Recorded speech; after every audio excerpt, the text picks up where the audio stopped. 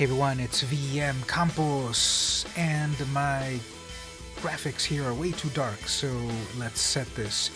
And is the volume okay? Seems a little bit loud, possibly, so tell me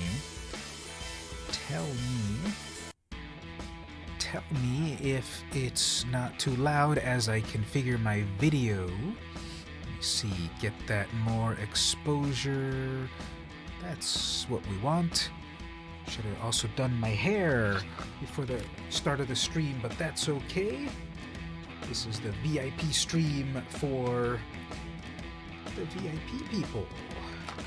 So, usually I'm doing some magic gameplay. We're gonna do something differently. We're gonna do photography stream. I've been getting into photography recently, so it'll be a just hanging out sort of thing. Photography edition. Let me just restart this stream monitor over here. Make sure it's all good. Gets out of sync. Yep, that seems to be live there. Okay, that's good there. So we'll just wait for people to come in. And again, you gotta tell me, is the music too loud? I think it's too loud.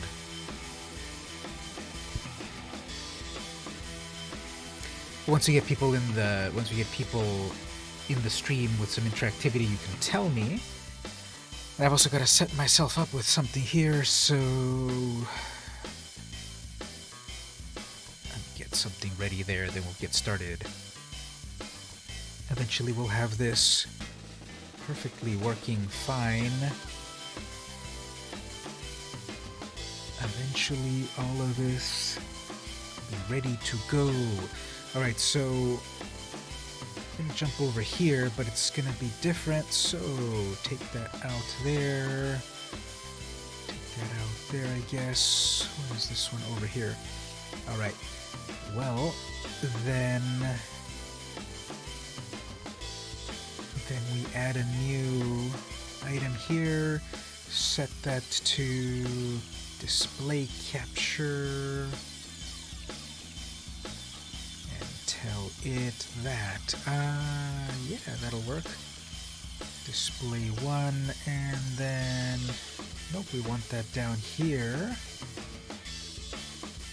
Down here. If I clicked on the bottom one, why didn't you put it at the bottom? So anyway, there we go. So I think we're good. Does that appear on screen as it's supposed to? There it is appearing on screen. Okay. So we'll get better and better at this as things work. I do probably have to put that volume down. Seems like the volume of my voice is very similar to the volume of the background music, so therefore it might be a little loud, right? So we've got the volume currently at 3. Is that good? Once we get people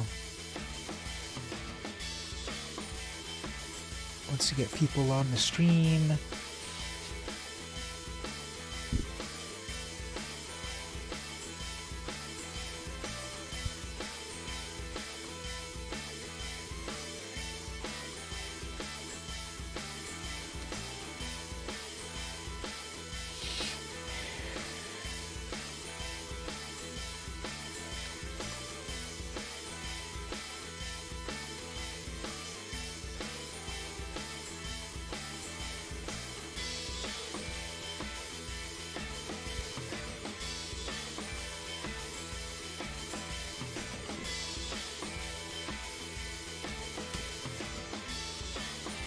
Alright, so the idea here is just to kind of change things up. I've been doing photography recently, so this is going to be a photo stream, and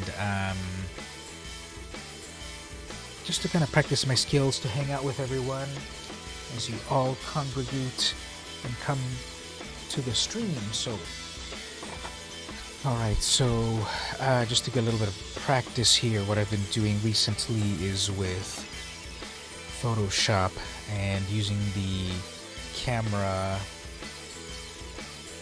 camera raw tool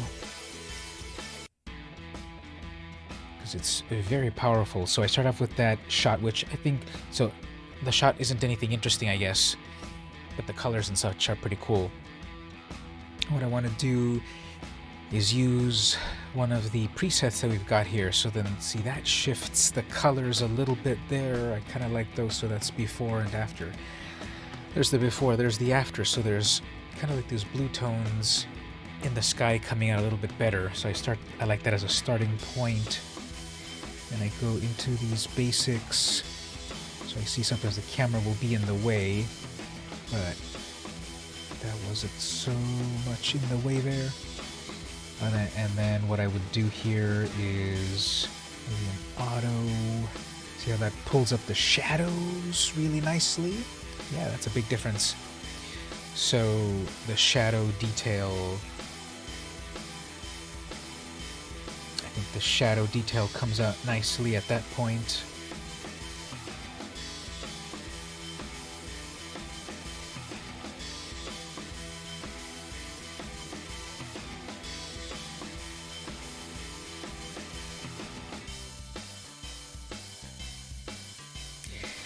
So I like then playing with this texture, clarity, and dehaze, which I still don't even understand. Okay, so they call it dehaze right here. It'll pop up to explain itself one moment. Move left to add simulated haze, move right to remove haze. So it's just another variation of sharpening. And I noticed that when you pump it up a little bit, it looks nice. And then lastly, give it some saturation. Usually I'm doing 10s or so. So let's see here. If we go with before, there's the before shot, and it's fine. On the before shot, I think it looks fine. But then the after, with those edits right there, ooh, I think that's looking pretty well. Now, that's what I like to do with an image, and there we go, voila. So this will need to be straightened. Use that as our horizon right there, that sidewalk, and then straighten. So we get it straightened like that. We'll crop it, crop out the empty parts, and then a final crop for a certain aspect ratio. And obviously, as I do the stream here, at any point, if people have questions, shout them out. So that's sort of the starting point, ending point sort of thing at that point. Color-wise and the like, composition-wise, I think it's good, but it might not need on the right side, that stuff there. So I've been usually cropping with an aspect ratio. This was shot on, what did I shoot this on? This was a Nikon LS L14, something like that. So the aspect ratio is 4:3, those classic digicams. So I'm going to set this as a 4:3 aspect ratio, somewhere around there, omitting that, and brings us to about there. So I do want the ground, take it from down here to, that's too far, only that much. Now obviously I don't have to follow the aspect ratio, but I sometimes think that with constraints we get good results. Alright, so here's what I'm going to do. I'm going to crop it to that point,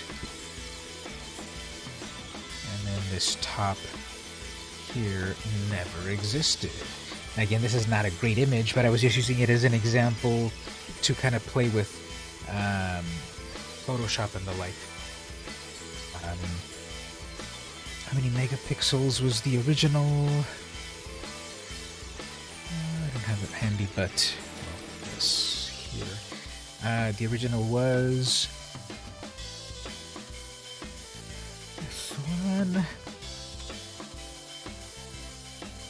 with a hey there, Admiral Memo. Welcome. Doing a very different sort of stream today. Yes, I've unlocked so many new skins. So it's not going to be a magic night. It's going to be photography and just kind of hanging out and chatting and stuff. But I've been into one of my many hobbies, too many hobbies, is photography. And so I'm going to be doing some photography stream. But first I got to do some math here. 32 times 2448. That is 8. Okay, this is an 8 megapixel image. Oh, I thought I changed it on Twitch.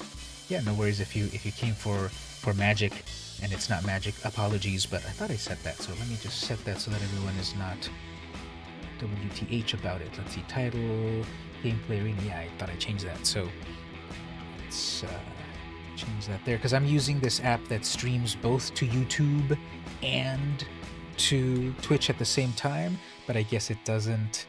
We'll put that on just chatting. So it might not on both update, but that's it. So while you're here, you're the first one here. So actually I got a question for you. How's the volume? I'm putting some generic music in the background. So for example, this is the loudest track that I have. Is the music okay in the background?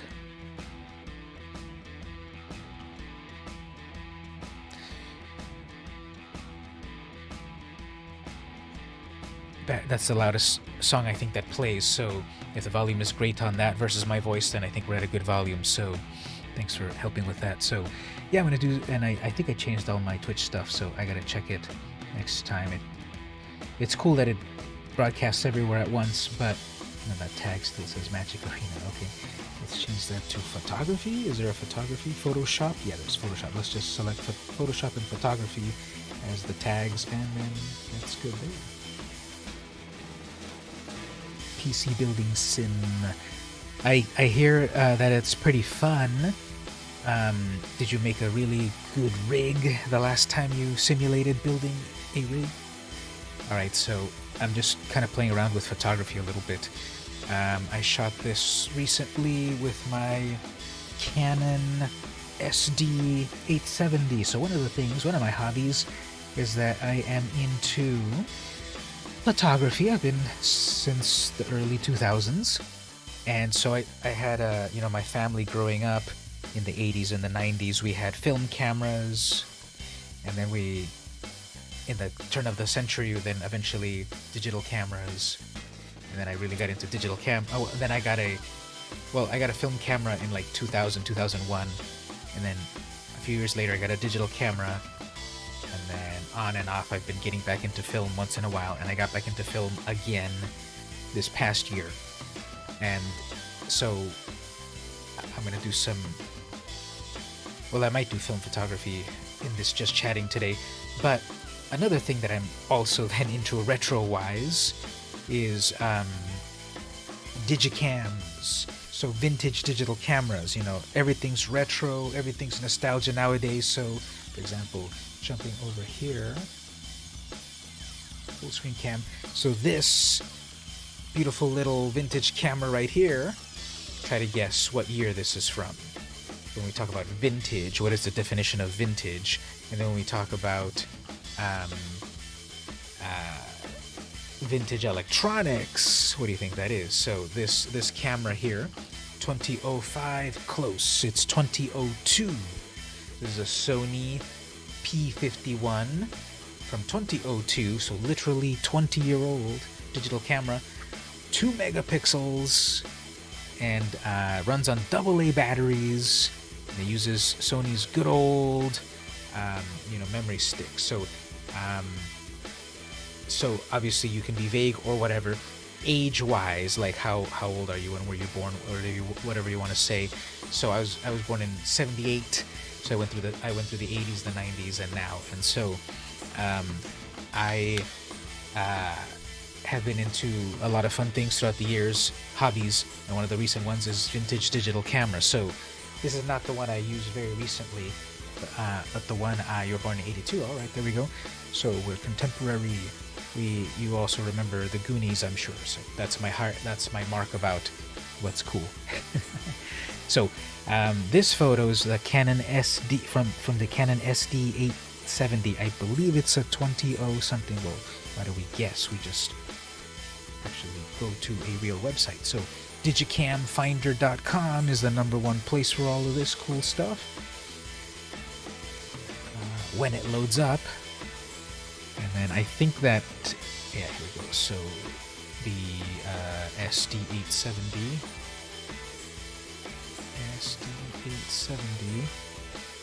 2008. So I got them all over there. But anyway, so I got this one recently. I'm the moderator at a Reddit group or community subreddit. I don't know if you're into Reddit, but I'm the moderator of a few communities there actually, and one of them is digital cameras. So we just crossed like 2,600 members. Yeah, there's a lot of people that are into vintage. You know, there's like the hipsters, and then there's the hipsters of the hipsters, because the hipsters were into film when it wasn't cool anymore, because everyone's got a phone camera, right? I can take as many photos as I want on my phone, and they're all perfect and whatever and such. But then hipsters with film are like, yeah, man, film is still cool. It's back. And you know, I also have some film right here. And then when I got back into film photography, I got on Reddit, and then I was then starting to see the rumblings of, hey, you know what's cool? Film's not cool anymore. Vintage digital cameras are cool. Like, you only need 2 megapixels. Because my camera right now, I saw it on the back. Literally, it says it's a 50 megapixel camera. And this Sony that I just showed right here is 2 megapixels. And obviously, it doesn't have all of the high-tech gadgetry of our latest phone cams, but it still kind of creates some cool stuff. But anyway, that one is not the one I'm looking at the moment. I should probably get it. Yeah, let me get it. It's right over here. My Digicam shrine.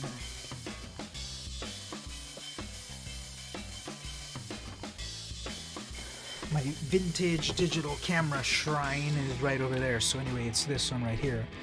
So I got a couple of photos I'm gonna play with here in Photoshop. This is the Canon SD 870, fully functional, and yeah, still works, from 2008.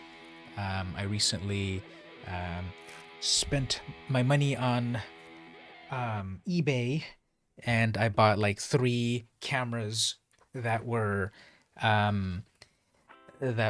unknown if they work or whatever, and like, yeah, I'll give them a good home. So I did, and they still work, and I've been into photography with that recently.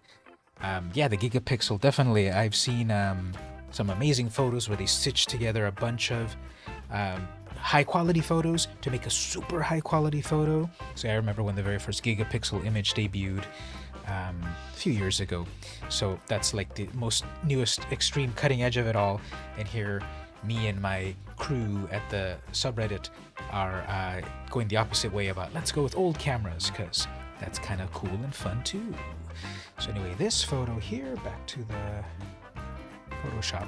So here's this photo straight out of the camera. Just a nice little idyllic scene in one of the parks near where I live. You used pink bathrobe, a rare mint snow globe, a Smurf too, whatever. Well, that's cool. You know, finding cool stuff on eBay. That's the thrill of the hunt. Hopefully you got a good deal for it too, for them. Alright, so here's the photo straight out of the camera. It's nice. Overall, that Canon camera photographs things pretty well. For the time, of course, 2008. Color rendition is nice. Sharpness is good. No weird banding in the colors. Okay. Yeah, I don't doubt. Was that a Weird Al song about eBay itself?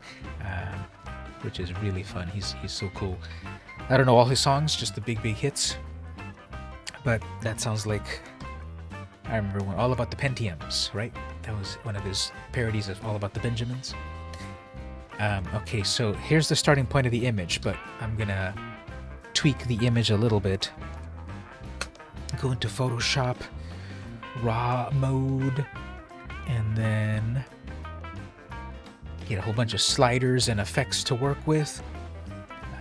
one of the effects that I like to go, I want it that way. Well, then now I have to kind of remember how does the I want it that way song go, and then I can place it. So here's the starting point image, but I like this sort of variation right here. This is modern 6. So tell me what you think here. Here's before, so here's straight out of the camera. Yeah, that'll be fun. Yeah, put it in the Discord off topic there. So check out this photo. So here's before, and then here's after. So it's tweaking the colors a little bit, and personally I really like how the sky here, you wouldn't really notice it before and after. Here's before, here's after, but you wouldn't have seen the sky here straight out of the camera. I think this image looks fine, but then I think now here with this tweak and then more tweaks that I'm about to do, now I'm really enjoying the colors, especially of the sky there. That's the big thing that changed. See, there's before, there's after.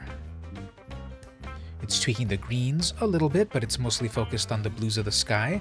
And I think the sky is coming around very well. So starting point right there. Then I'm gonna brighten it up just a little bit. Get it a little bit brighter there. Get the contrast up some amount. Yeah. You know what? You and Mark, or am I confusing you two? But you and Mark, I believe, also is colorblind. He's the chap that comes from New Zealand. And he visits the stream as well. I think I remember that he said he also was. So I'll also work with these things in black and white in a moment. But yeah, that's coming along there a little bit brighter. The colors are saturating a little better. Pump that up there, pump that up there.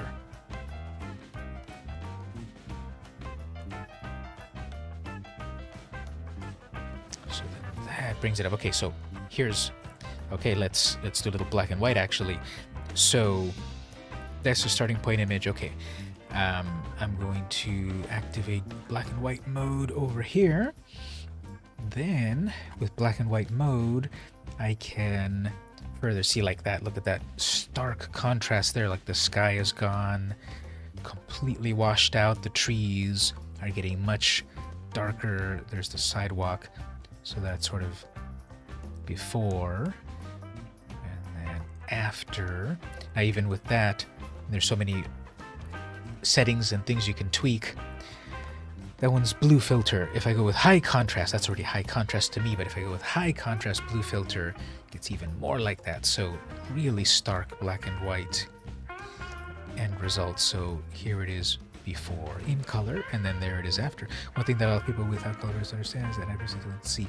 Oh, sorry, yes, I didn't mean it like literally not in color. I know that it's about like usually the reds and the blues. Instead of them being fully saturated, they're sort of like less saturated, and that sort of thing. So it is the common thought that color blindness does mean like, oh, I see no colors. But no, it's like a lessening of some colors, or maybe like a shifting of some colors slightly towards others, right? Well, even here in pure black and white, this, I think, is looking very interesting, very otherworldly, whereas before it was a nice bright blue sky there. Here we have some really stark colors. Alright, so usually what I do is I just kind of open a bunch of them and then play with them a little bit.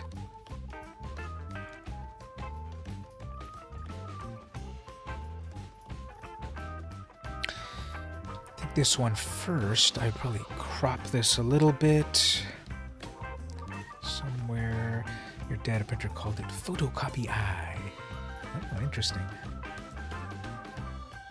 And I think I read somewhere that it's pretty much, or highly pretty much, just men that get the color blindness, right?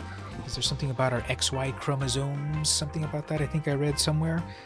That is that is something that we get. Right, so from the original image, cropping it down here, I think this composition's a little bit stronger.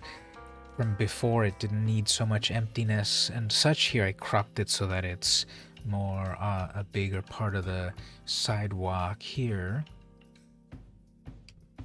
Gonna go in and tweak some of these colors.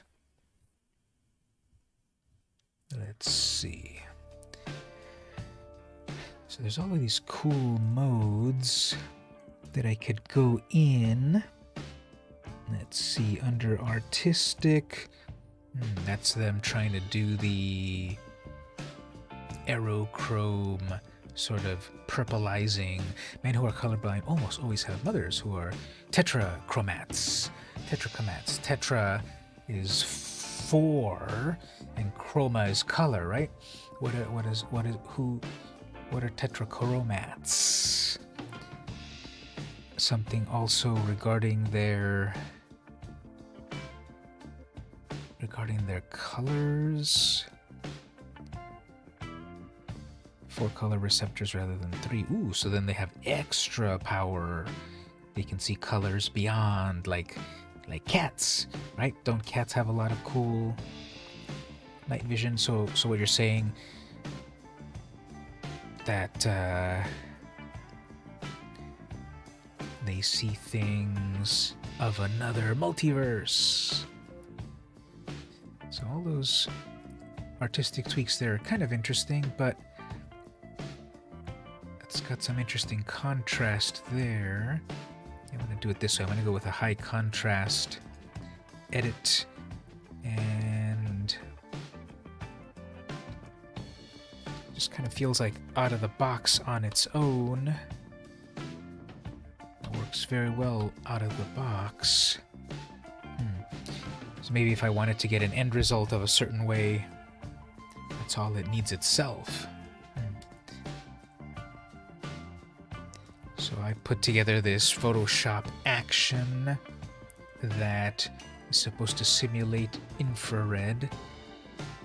And so like that, what this effect is doing here, it's shifting. So infrared photography with infrared sensitive film, which is very rare nowadays, they don't really make it because of technology, but infrared film, so regular color film, you know, if we're talking about classic film with actual negatives and the like, is susceptible to the usual wavelengths and such. But there's also infrared film. Hey there, Stevie, how are you doing? There's also infrared film that is sensitive to different wavelengths. So there was some film that was very famous, Aerochrome, that was discontinued relatively recently, and it had the ability to, when you take photos, vegetation, for example, would become, instead of like greenish, it would go towards purplishes and reddish and so forth. So that's what I have right here at the moment. Well, the original photo is that, and then with some Photoshop tweaks, and you can sort of get that infrared style right there, which oops, we got a Streamlabs timed out for 30 seconds. Why is that? I thought I was going to set this up last time. Okay, let me take a moment to do that right now, because that's not cool. Let me go to my stream elements right now. Where do I go for this? Chatbot, stream tools, timers, spam filters. Where do I go?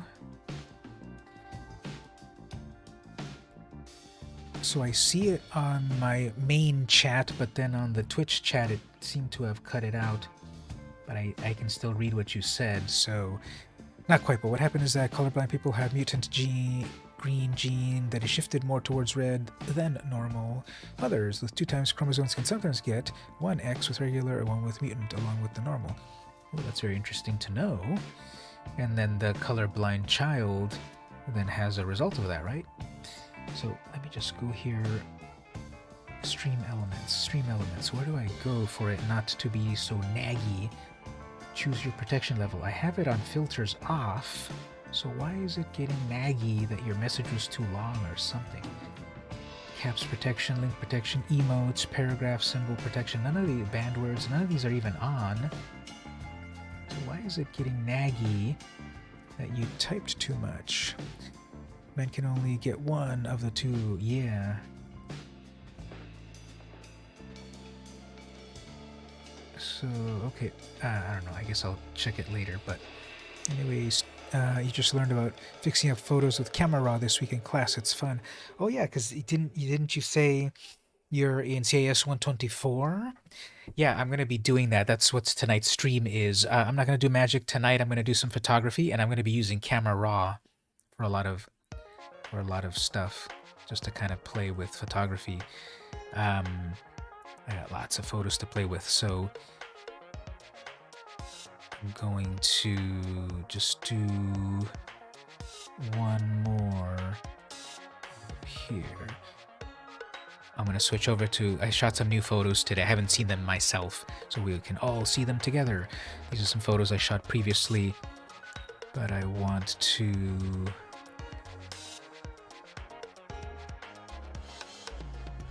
Okay, so let's see here.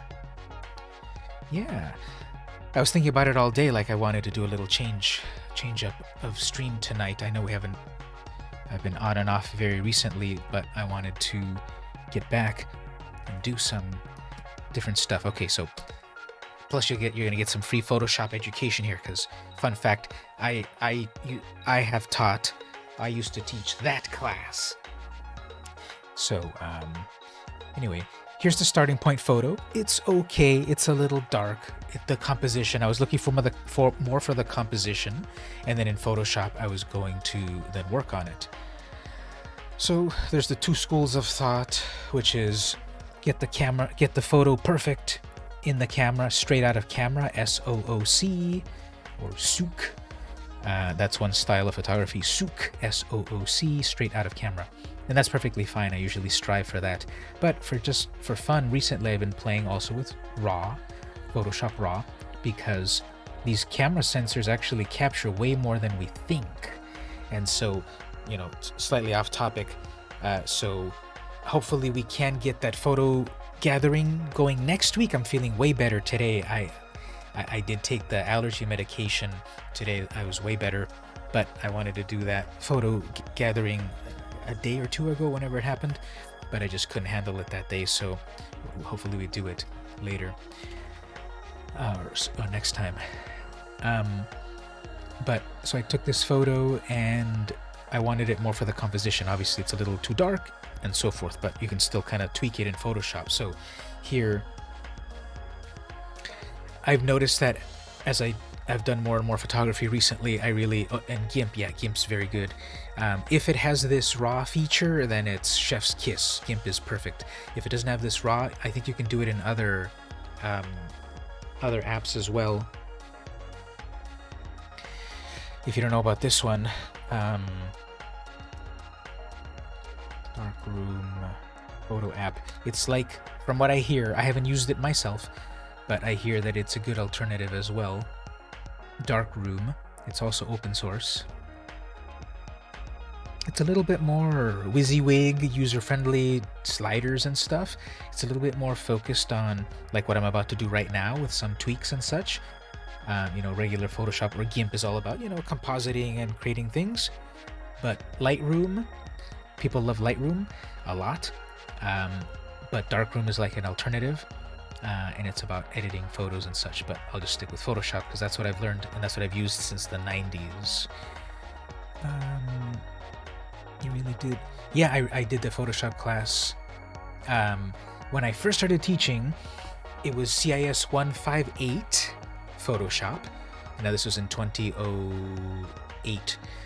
CIS 158 was the Photoshop class, and CIS 124 was the Macromedia Fireworks class, a different graphic software. So Macromedia had Dreamweaver, Fireworks, and Flash, and those ruled the world. Well, Adobe had Photoshop, and they said, hey, why do we need competitors? Let's buy them. So Adobe bought Macromedia. And then so they got Dreamweaver out of it, they got Fireworks, they got Flash. And so they kept Dreamweaver for years. Fireworks slowly died because they already had Photoshop. And then Adobe Flash became Adobe Animate, and that's still around. So when I started teaching, it was CIS 158, Photoshop. And then eventually, because we saw, oh, Adobe bought Macromedia, Fireworks is going to go away, we merged the Photoshop stuff into from 158 into 124. And then at one point, then it was just 124. 158 is not around anymore. So then I was teaching 124. But then I started to teach some of the other classes, and then Marianne inherited that, and she's doing a great job on it. So that's a little behind the scenes history on that. Kind of that champ, because you know you can fix it in post. It usually takes a lot more time, money to do so. Oh, sorry, not champ, camp. I'm earning that champ because I know that while you can fix it in post, it usually takes a lot more time. Yes, exactly. So for a long time, I was more like, get it in that moment, because obviously you could still do a lot of edits in post, but then it could take time. But I was just on a lark trying out, let me play with some of this raw stuff, and just for fun, for my own person, for clients, yeah, I'm gonna do it right the first time, but for myself, I've got all the time in the world.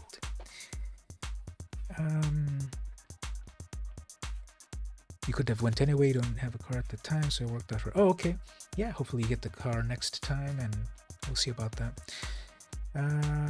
Darkroom. Yeah, it's an alternative. You know, there's all of these alternatives to the software, and it's free. So you want to go to darkroom.co. It's there for free. Hey there, Cameron Frost. Just catch you up on my chats there, so welcome. Today is some Photoshop fun, some photography fun. So thanks for coming to stop by.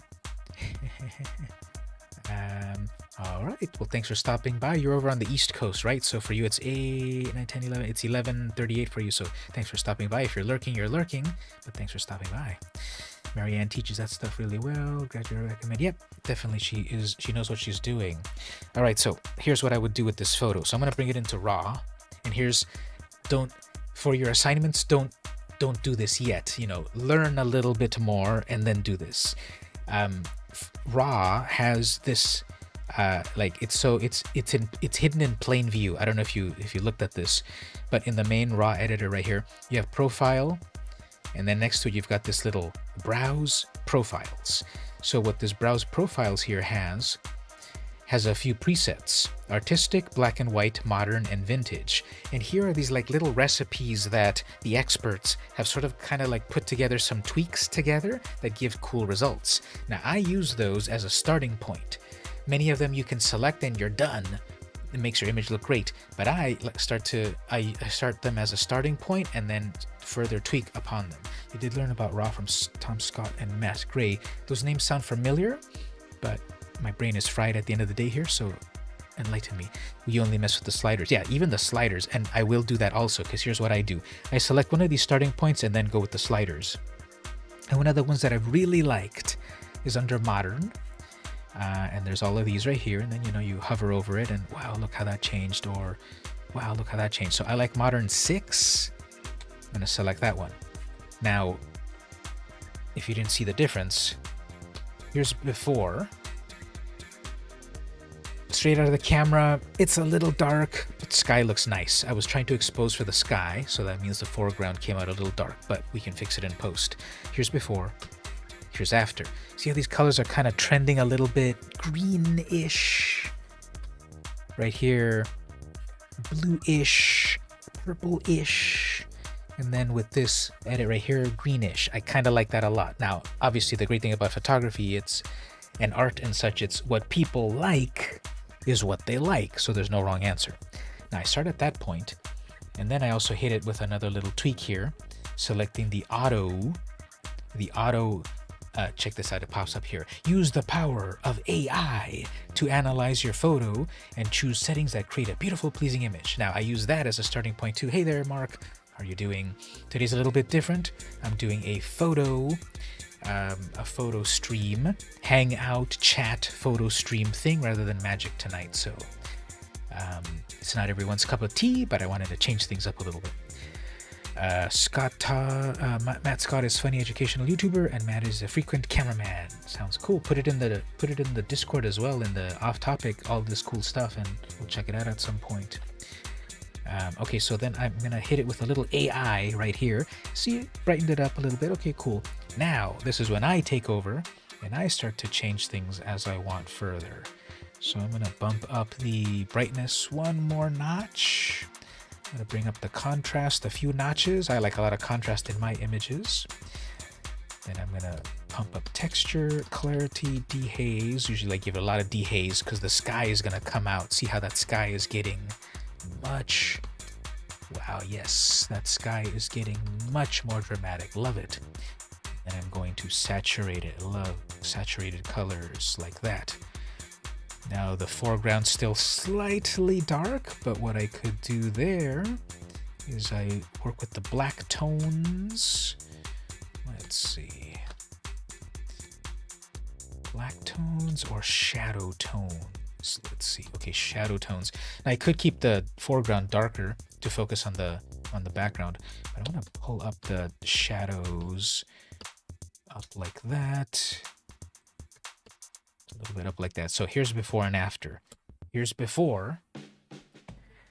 Again, I was shooting this more for the composition. Probably if I tweaked the settings a little bit, I would have gotten it right in camera. And yeah, in camera, straight out of the camera. I like that style as well. But recently I've been playing with Photoshop a bit. And here's after. With these tweaks, brightened it up, saturated those colors. Once again, before and after. And of course, with the power of digital imaging, you know, I still have the original there with no edits, and then with edits, zooming into 100%.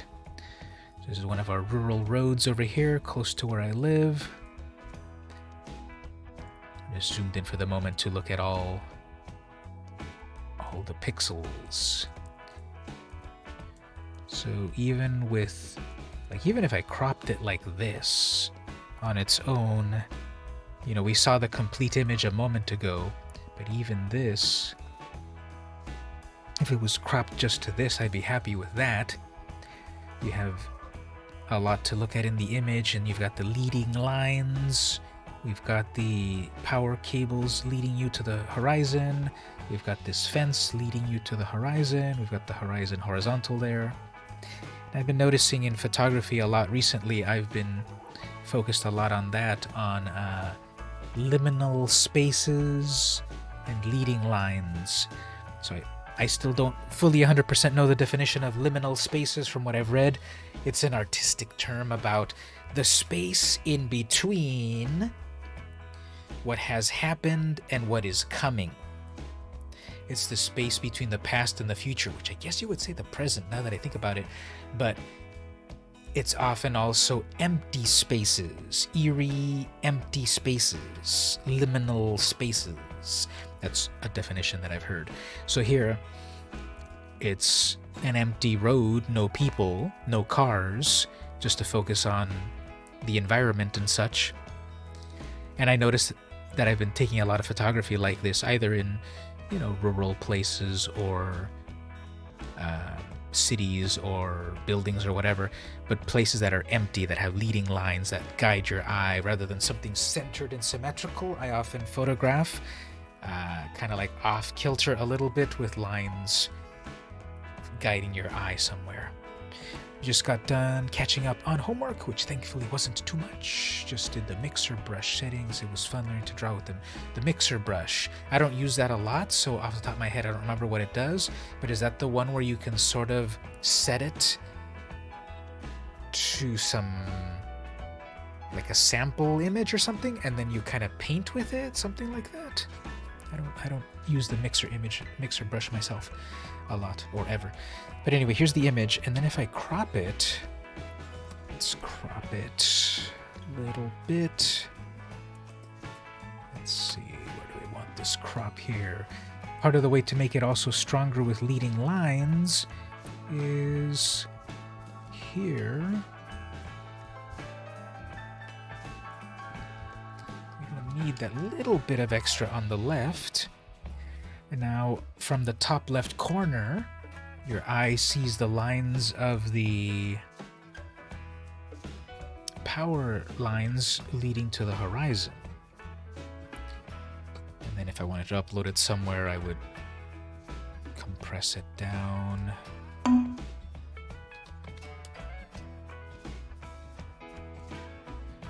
(16 by 12).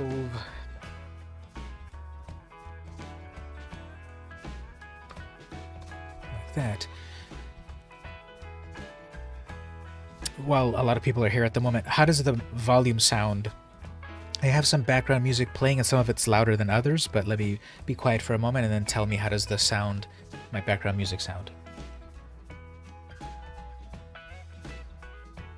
It's not too distracting, my background music. I think I've got it at 3, but it's you can kind of hear a little bit, but it's mostly a focus on my voice. Do I need to tweak my music? Obviously, at any point when the tracks change, let me know. Don't want the music to overwhelm.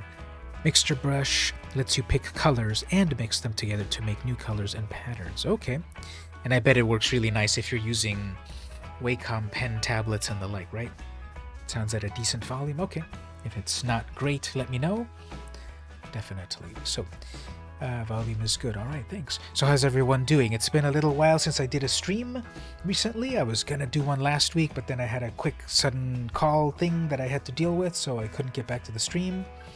Like I said, today's going to be more of a hangout, catch up with everyone sort of stream, throw any topics you want into the chat. I'm going to be doing some photography stuff, and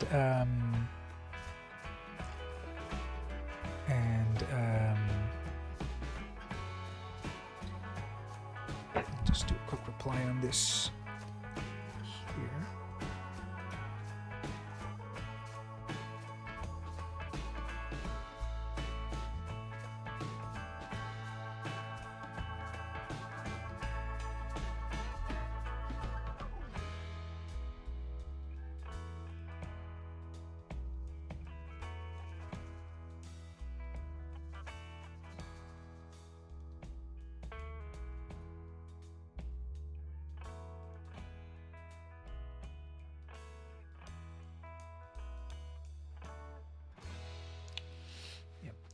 Care of that. So anyway, yeah, how's everyone doing? Your Wacom tablet, it's a huge help. Definitely. Drawing with a mouse on a computer, that's tough. But if you've got a digital pen tablet, that's much better. All right, so here's that image. End result of that image. I like it. That sky looks nice and epic. Got the big blue sky contrasting with green. We had a rainy season, so we got a lot of greenery, but then quickly it then starts to dry out, so it's a little dry on the left there. Same old here. We've been busy building carving. Shells for Alicia. Found sunflowers that are hard to carve. Well, practice makes progress, and then eventually perfect. And were those similar to the ones that you showed me recently on the... Oh no, I thought it was... I had something in my mind that was ornate, but no, that wasn't sunflowers. On those holders. Those are pretty cool. Do you mind if I show them on the stream in a moment? You sent them just to me, but if you want, I could also put them on the stream just to kind of show what those holders look like. Pretty cool. But anyway, so here's that photo. Earlier today, I went out, I ran an errand, and then I had a little time to do some photography. So I'm going to download these photos. I haven't looked at them myself yet. So these are going to be all first time. It's going to be first time views of these photos that I just took earlier today. Download.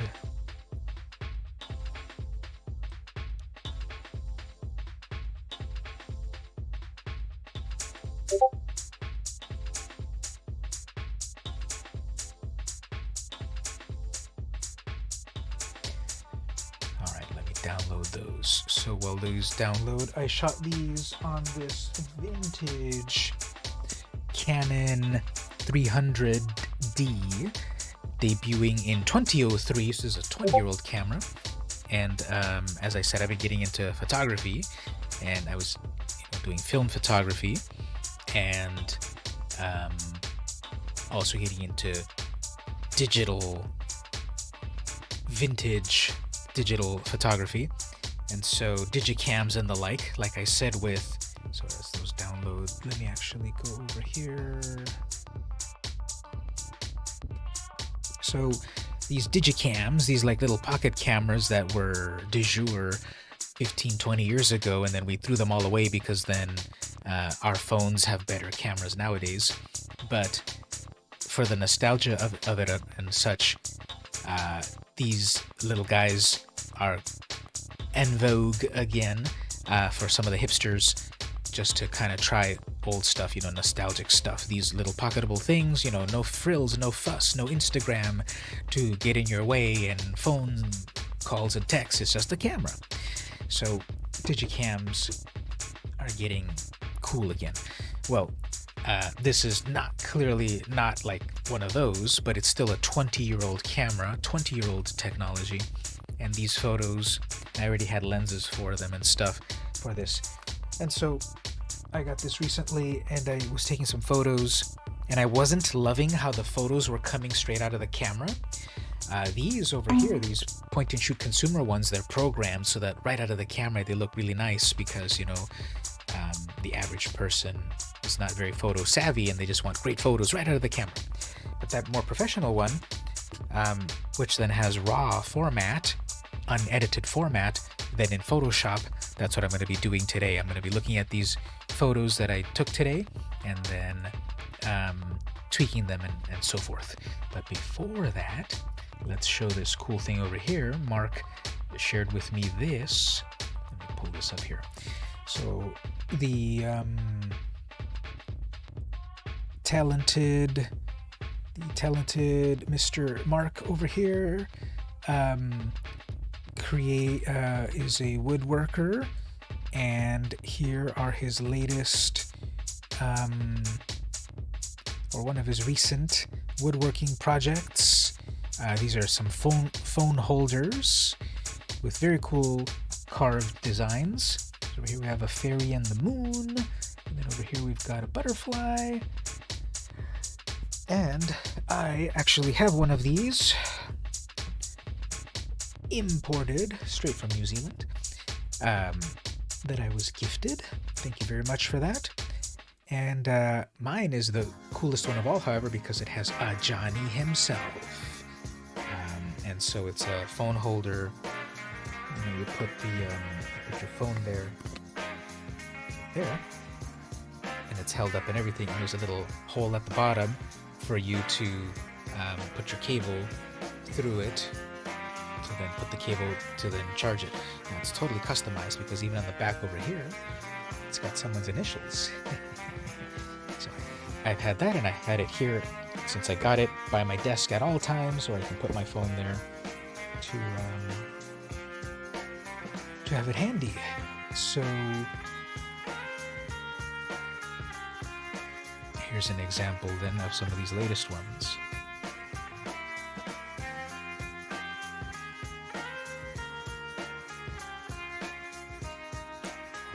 So which one was the most intricate to carve?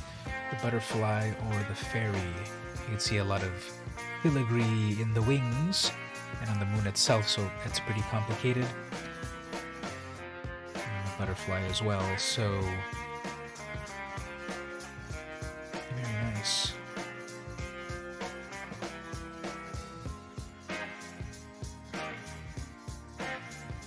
And then you sent the sunflower that you were talking about. So you were saying that one feels like it had a lot of intricacy as well.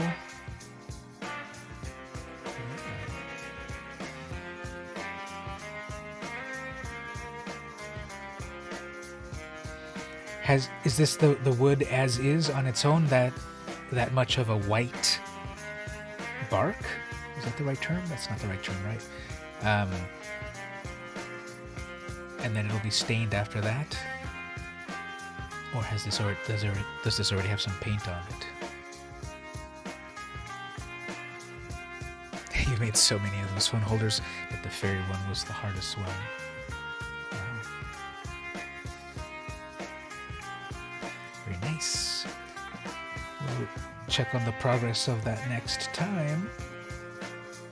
But then you've got to say to people, no more sunflowers. Alright, thanks for sharing.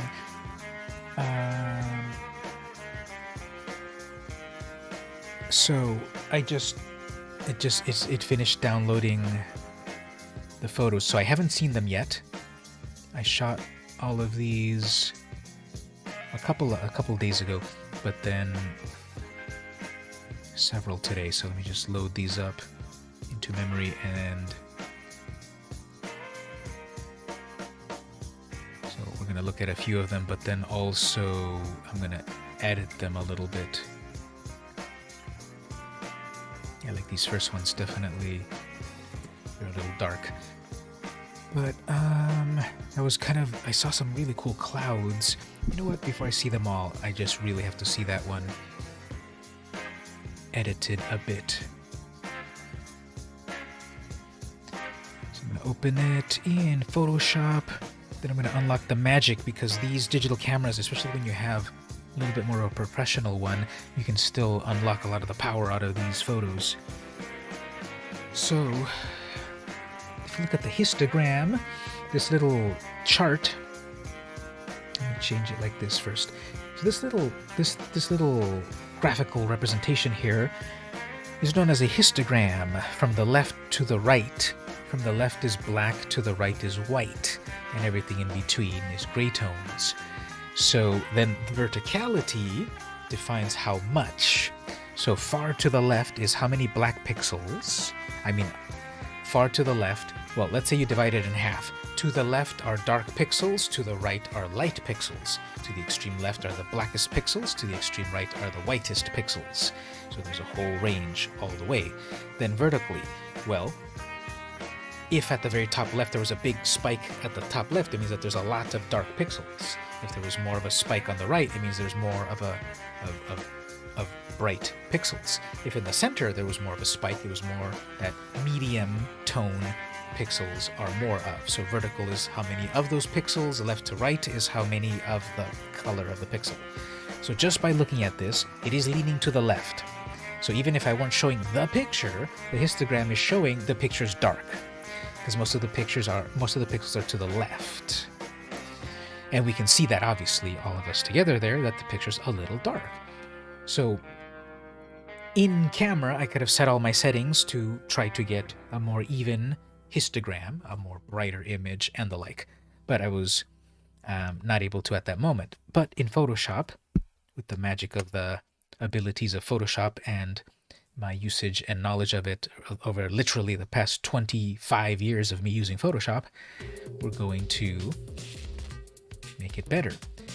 Now, that histogram that I showed there is an aggregation of all the colors, red, green, blue channels. And I can say, okay, show me only the red tones. So red tones, even though the image looks very blue, there are red tones within the image and they lean to the left, so it's a sort of a dark image. The green tones to the left, but a little bit closer to the center, and the blue tones like that. So the image then altogether, all the various channels, red, green, blue, images are made out of red, green, and blue pixels. The image overall is kind of dark. So in RAW, just another sub portion of the editor, I see the same thing here. So there's the darkest pixels, there's the shadow detail, there's the mid-tone exposure, there's the highlights, there's the white pixels. So nothing very, very white. Those clouds are not white enough. Highlights, there's nothing bright enough. Center-wise, exposure-wise, yeah, it's dark. A lot of shadow pixels and a little bit, very black pixels. So that's how you read a histogram. So here what I can do is I have these variety of starting point tweaks. One of the ones that I like here is this one called Modern 6, which kind of shifts the colors a little bit, still way too dark. So then I do a little bit of this AI tweak right there, which is still also pretty dark. So then I can manually go in and say, okay, give me more exposure. Bring that up there. There we go, now we're getting white fluffy clouds. Too much. So right there, 2.49 or so. But then I want more contrast in that blue. So there we go, we're getting blue back. Getting some shadows in those clouds. Yes, right there. So even from those 2 or 3 sliders there, there's before, without any edits, and there's after. So that camera here that I was showing, this Canon Digital Rebel, it can take photos in JPEG format, but also RAW format, which is like the raw pixels in the sensor. And so these sensors are amazing, even 20-year-old ones, because they're capturing all of this data that you just need to unlock with the proper software. So even though out of the camera, obviously, this way, the image is very dark, the pixels are there if you just pull them out.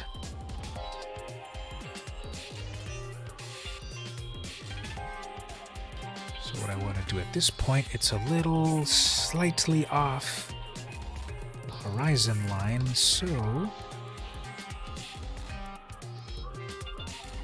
let's see. Straighten that.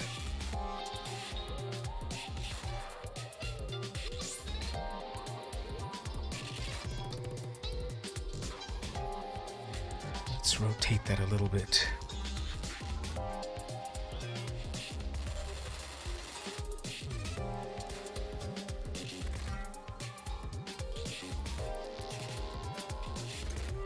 Somewhere around there.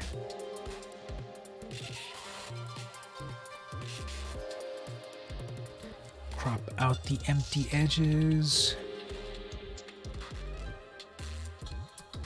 Like that. Now this electrical thing on the right, that's annoying, so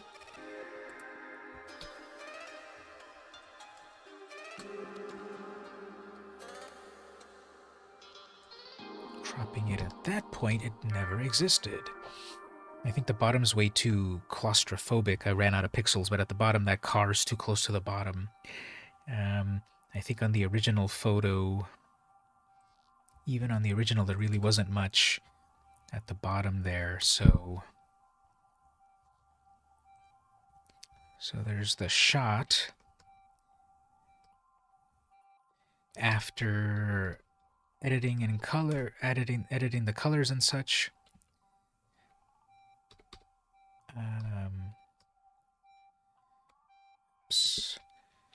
After editing that, there's that result. We had a really nice cloudy day that time there. So what does everyone think about that? There's some really nice clouds there, and you see in the distance that's facing north, and the emphasis is on the grandeur of the clouds and us tiny people down at the bottom in our little cars or houses and the like. Just a big sky. I was gonna do more with this. There's like 2 little spots here that don't matter, but of course they do, so we'll take them out. And I was noticing the camera also needed a cleaning, the sensor or something, because over here there's also a couple spots. Again, you all wouldn't have really noticed these unless I pointed it out to you. But me, that I've been working with this camera for a week or so now, I've been seeing these things here, so I thought if I continue to see some of these spots on some of these later photos here, it means either it still needs to be cleaned or there is something more permanent with the image that isn't quite right. And not the image, but the camera. And just gonna have to live with it. Alright, well, that's that image. So I was very curious because I know that it was very dark at the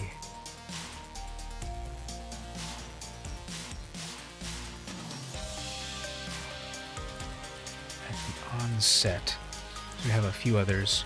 Well, I have a lot of others. I shot 93 images apparently, but some of them are just copies of things, I guess.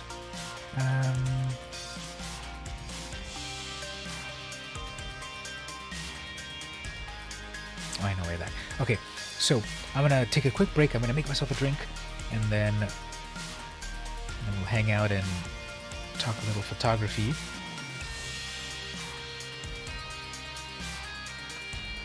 And like I said, so tonight will be just hangout time. No magic at the moment. I wanted to jazz it up a little bit. So I'm gonna get my drink, and I'll be right back.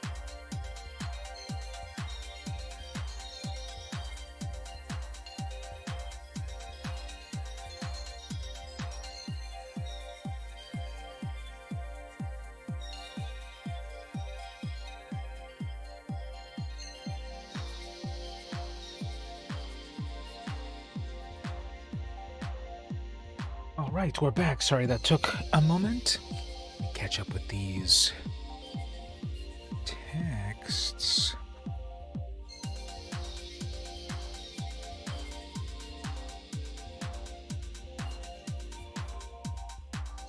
I've done painting in a little while. Yeah, you should do it on your YouTube.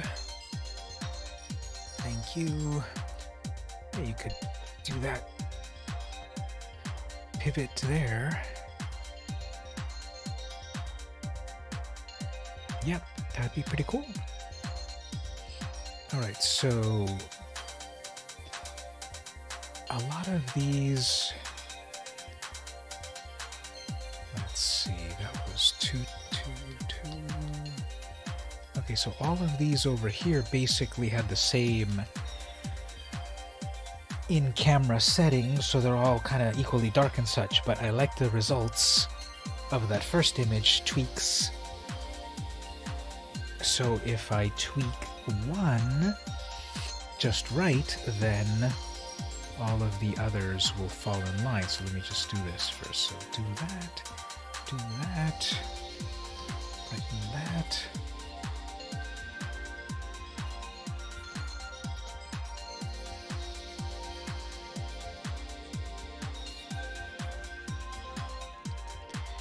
So if that one is my starting point, and all of these can be equally, just paste all of those in, and then all of them get nice and bright. So let's look at these for a moment then. So the that was just a focus on clouds.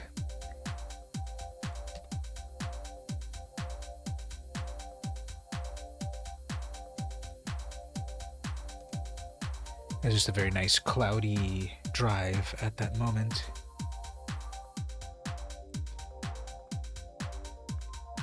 This is what I said earlier. We got a lot of rain recently, which gave us a lot of greenery, but the greenery is the sort of easily flammable that after it dries off, then it's more of a liability than nice and green.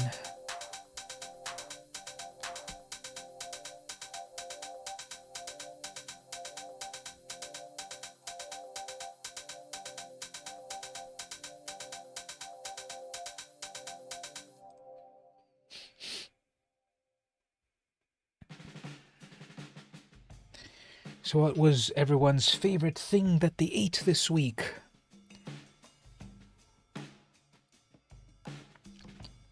I had a really nice pork belly and grits, and it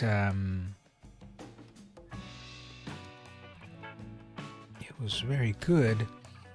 At first, when they brought the plate, it's the classic that you see on TV or movies about, you know, you paid for this expensive meal, and when it gets to your plate, it's like, you know, 2 bites.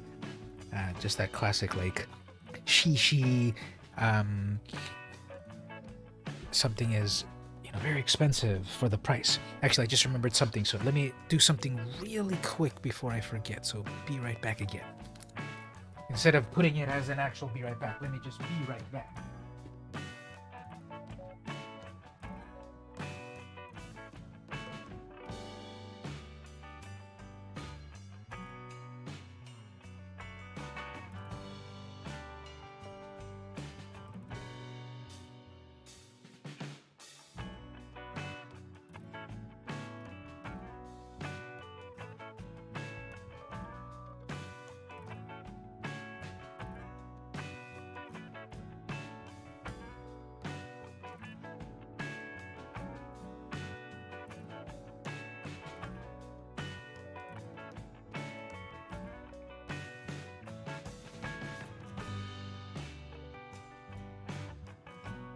If I didn't do it at that moment, I would have forgotten it, which is to take some allergy meds. Like I said, I had really bad allergies a couple of days ago, and it was not good. So if I don't do this at that moment, then I wasn't going to do it later, and then I was going to forget, and then I was going to suffer tomorrow. So thanks again. You had a really good veggie burrito earlier today. Beans, cheese, lettuce, sour cream. That's so tasty. I kind of want one right now. You're not in San Diego, are you? By chance, like me, so I wouldn't be able to go drive off and get one, or because I was going to ask you what did you make it yourself, or did you get it at some restaurant? Because that's sounding really good there. So if you brought some, if you brought enough, share it with the whole class, that sort of thing. Let's open a couple more of these. It's not too interesting. Some of these other ones that I shot, I think, are way more interesting. So that was just some quick thing. Okay, so here you'll be able to tell National City Boulevard. I was near that at that moment. These shots are not interesting, but these were just a test of mine. Okay, actually, I want to do something here. I need to check these.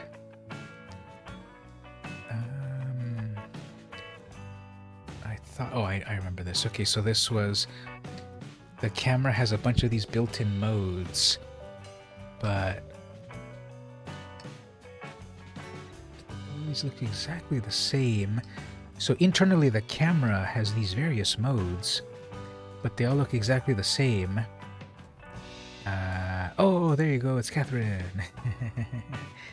I mean Crow and Talbot, so welcome. Thanks for stopping by. This might be one of the first times you stop by the stream, so I didn't see you pop in, but thanks and welcome.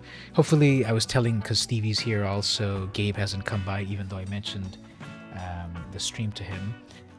Mark is visiting from New Zealand. Admiral Memo, I think he might have signed off, but he's over on the East Coast, so we had a good stream going on. But anyway, I was saying earlier to Stevie, yeah, these allergies were just really bad. And that's why I ran out of the room right now to take the medicine now, so that it's in my system for tomorrow. Because today I'm feeling way better because I took the the medicine that day, and then it finally kind of kicked in the next time. So hopefully I'm feeling good. And hopefully that's not going to interact. Hopefully those allergy medications is not going to interact with this little guy.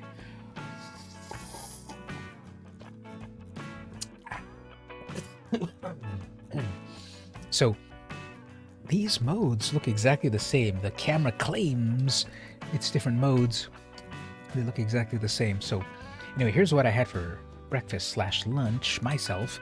I was over at Tender Greens in Mission Valley, and this is their pepper chicken. So regular shot with no.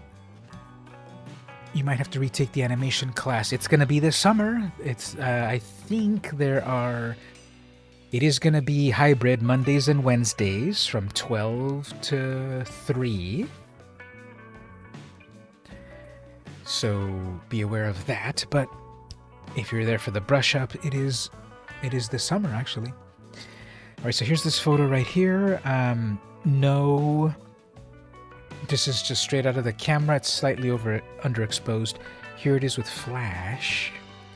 And then also with flash with slightly different settings. So here's what I'm going to do. It's hybrid. So it's Mondays and Wednesdays in the room. That room right there with Marianne. The 62107 room.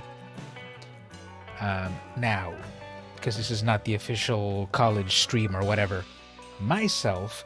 I'm fine with people doing the class Zoom only, even though officially the catalog says hybrid, Mondays and Wednesdays 12 to 2:30 p.m.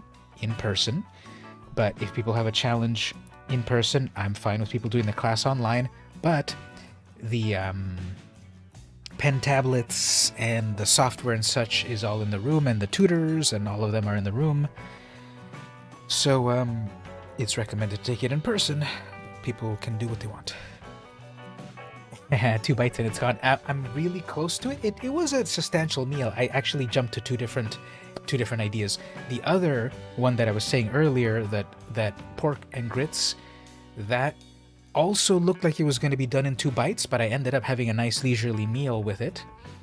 Even though my first response was the classic, I paid how much for this? But no, it was worth it. that other one.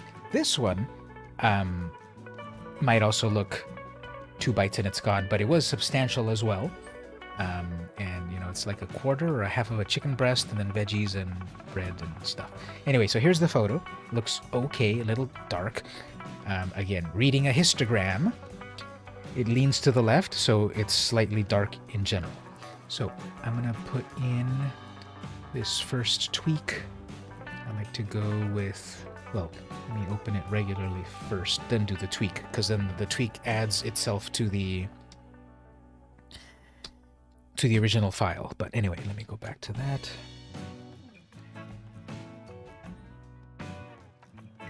This was a salt and pepper chicken, mixed veggies, and spinach salad, something or other with something. I forgot what it was. It was good. I kind of want some of that too at the moment. So I'm going to go in and add Modern 6. Then I'm going to add in quick tweak brightness. Then my magic begins myself. We need more brightness on that. Pull it up nice and bright like that. Give it some contrast over here. Tweak it here, here. Bring up the saturation. I think comparatively for the landscapes, I think that's too much contrast. On the landscapes, I like a lot of contrast, but I think that's too much contrast for food. So let me pull that back a little bit. So, okay, now what do we think? Here's before, which, okay, looks good, looks tasty. And here's after. Now that's a meal. Nicely saturated colors, nice and bright. You see a lot more of the detail of everything. You see the nice oil on the mushrooms and everything. So, it went from, I think it went from a C plus to an A minus.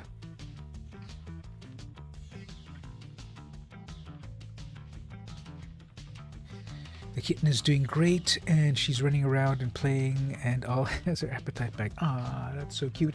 If you don't mind, let me pull up the picture of that kitten, because it's just so funny to see, even with such a little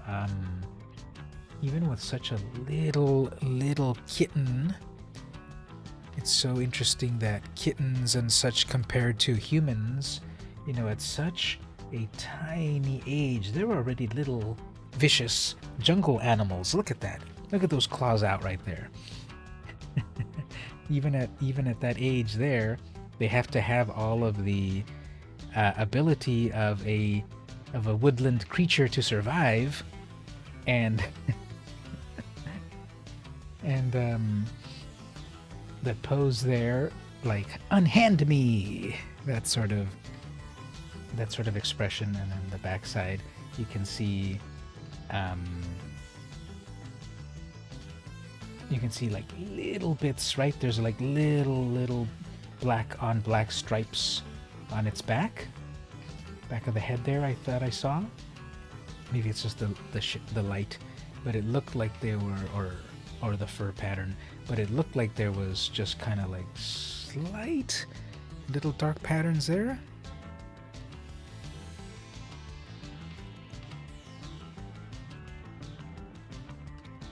But that picture is great.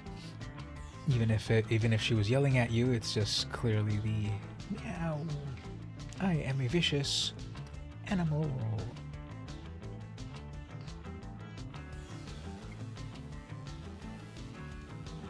Kitten is not easy to keep up with, and you're trying to organize with the Feral Cat Coalition to catch. Yeah, at a certain point, you know, if that feral cat gets caught and gets spayed, then she can live a nice life and then not further propagate in the area. My parents, they're over on Bayer Boulevard area. They have a lot of problem with that. Number one, a big heart that they feed them, and number two, that they kind of take them in once in a while. But yeah, if we don't want the cycle to keep happening, we have to intervene and stop the fertility. My kitty likes to play, and he's gotten much better now. If you remember on my older YouTube videos and the like, I would have so many cuts and stuff on my hands, pretty embarrassing, because he liked to use me as his chew toy. So nowadays I don't really get like a lot of... He still kind of attacks and stuff, but he really knows his own strength now better, that he doesn't go for blood, I guess. So my hands themselves are not really all scratched up, but now what he does is kind of kicks with his back feet. And this, I can't pull it all the way back, but kind of on my upper arms over here. A few scratches here and there, so yeah, he definitely plays. Photoshop a caterpillar into the salad and see if anybody notices. Yes. Like instead of this snow pea or whatever this is right here, put a nice little big grub in the grub.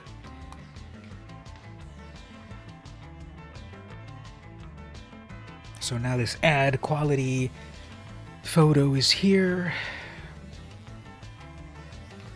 And just to zoom in to see the detail. Yeah, it caught the detail. I'm just kind of seeing the depth of field here. See how like the zone, I'm going to erase this, but kind of like in the zone right here is the most sharp. And even just right here, just a few centimeters away, out of focus. And then over here, definitely out of focus, just even a few centimeters right over here.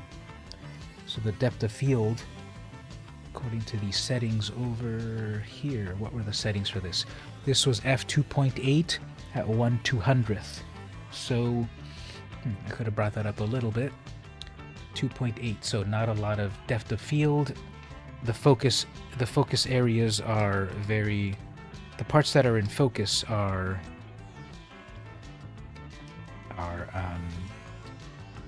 very few. So if you wanted the whole plate in focus, you'd have to set those settings just right.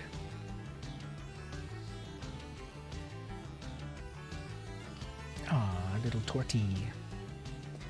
Getting out of the teething phase.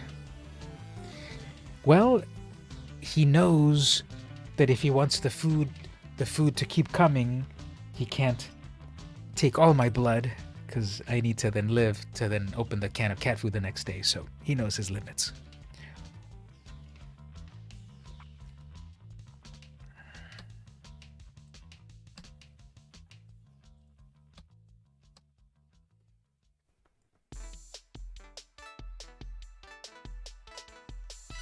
Okay, that's the version that was natural light coming from the window.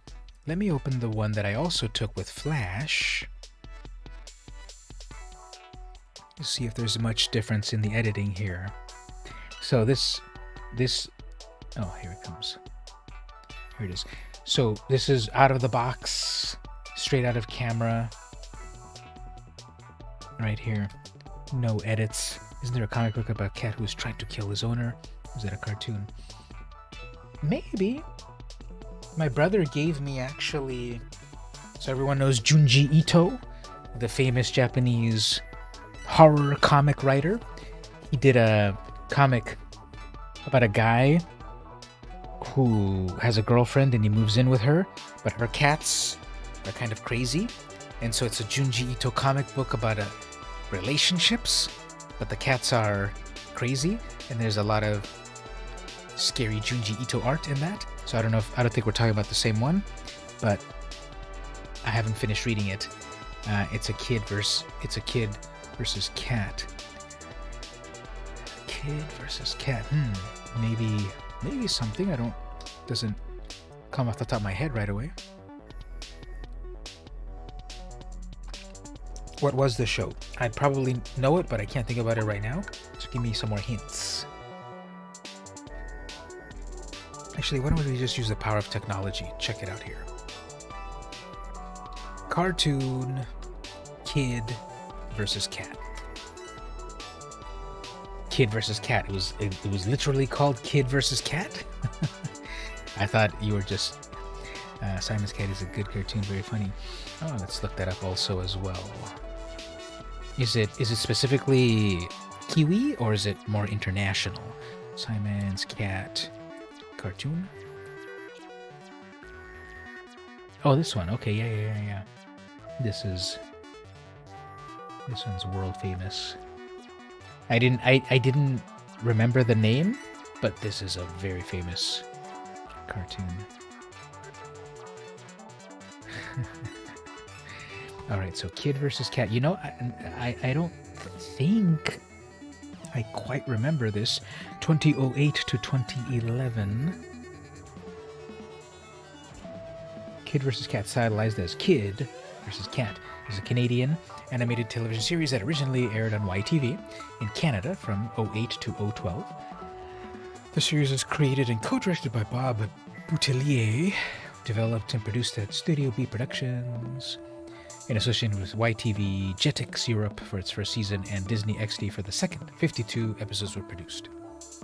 Rob Boutillier, what else did they do? From Halifax. And The Snoopy Show, so one of the recent Snoopy shows. Before working in animation, he wanted to create a daily comic strip being influenced from Peanuts. Hot take, I kind of don't like Peanuts. I know Charles Schulz in the world of comics and the history of comics is amazing, a pioneer, all props. Everyone loves Snoopy and Woodstock and all of them. I kind of don't like Peanuts. I remember watching the original cartoons. They were way too sad for me. Snoopy Come Home traumatized me. I don't get the humor of the comic strips. The kids are way too grown up to be kids in my mind. Suspension of disbelief. Hot take, I don't like Peanuts. I love many other cartoons and the like, but that I just never was a Peanuts person. It's kind of interesting. If you look at the very, very, very first Peanuts cartoons, however, I think they're kind of interesting. Like that version, the version that everyone knows and loves nowadays, I don't like that at all. But if you look at the very, very first Peanuts right here, watch this. The first Peanuts strip. You're not going to believe how they used to look. This is it right here. This is the very first Peanuts right here. Let me get a cool close-up on that one. Oh, here it is. Okay, here's the joke. Here's the joke of the, hold on. Here's the joke of the very, very first Peanuts cartoon. Try to guess what year this is before I show you. Well, here comes old Charlie Brown. Good old Charlie Brown. Yes, sir. Good old Charlie Brown. How I hate him. So that was the very first Peanuts cartoon right there. Only Charlie Brown is the one that is known nowadays, and everyone else, these characters have like completely disappeared from the face of the earth. Close, 1950. So Peanuts has been around since 1950, and this was the very first cartoon. Just happy-go-lucky Charlie Brown. And I don't know, this is just old man yells at clouds. I like this art better than the modern Charlie Brown Peanuts cartoons. It's way more simple, way more stylized, but even there you can still like, oh, look at his furrowed eyebrows and the like. And look at this also. Charlie Brown in 3 dimensions coming at you in perspective. That never happens anymore. It's just all the way either profile or all the way looking at you. This is a 3/4 view. So after Schulz figured out what works, he stuck with it for the next 90 years. But there you go. That's the very first Peanuts cartoon ever. And obviously it was so shocking at the time. Little kids, and the little kid saying, I hate him. So that's funny. October 2nd, 1950. Oh, that was Patty, actually. Was that Patty? Peppermint Patty or a different Patty? Hermie, who went extinct a long time ago. But Charlie Brown all the while. And on the first appearances also of Snoopy, he was on all fours. He was more of a dog in the original, and later on he was like up on his hind legs like humans. But in the very first, earliest Peanuts, he was way more of a dog.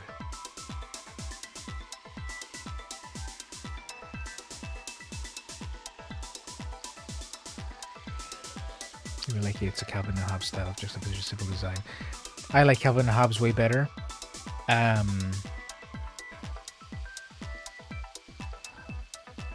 Compared to the two, and one had to walk before the other can. One had to crawl before the other can walk. So anyway, this has been the Charlie Brown Corner. Back to the food. So what was I gonna do? Yes, I was gonna go in and edit this photo a bit.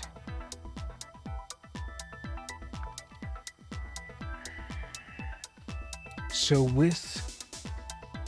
looking at this histogram, central exposure is good, shadow exposure is good, black exposure is good, highlight exposure is good, nothing super overexposed. So this histogram compared to the other one is a little bit more spread out, which even without seeing the photo tells you the photo is relatively okay exposed.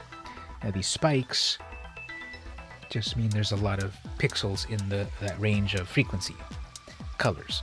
So starting off point looks fine with flash all by itself. But if I go in and then add this tweak and then a little over here, even slightly brighter, that's a little much maybe, but then editing some of this contrast and then brighten up the colors. So before, which you would say, yeah, that looks nice, and then after, I think it's tastier. You messed with your Canon a little bit yesterday, but it's all factors. You can only have flash or not control Okay, so what details of that camera is it? Because these photos that I'm showing right here, I shot them on my Canon.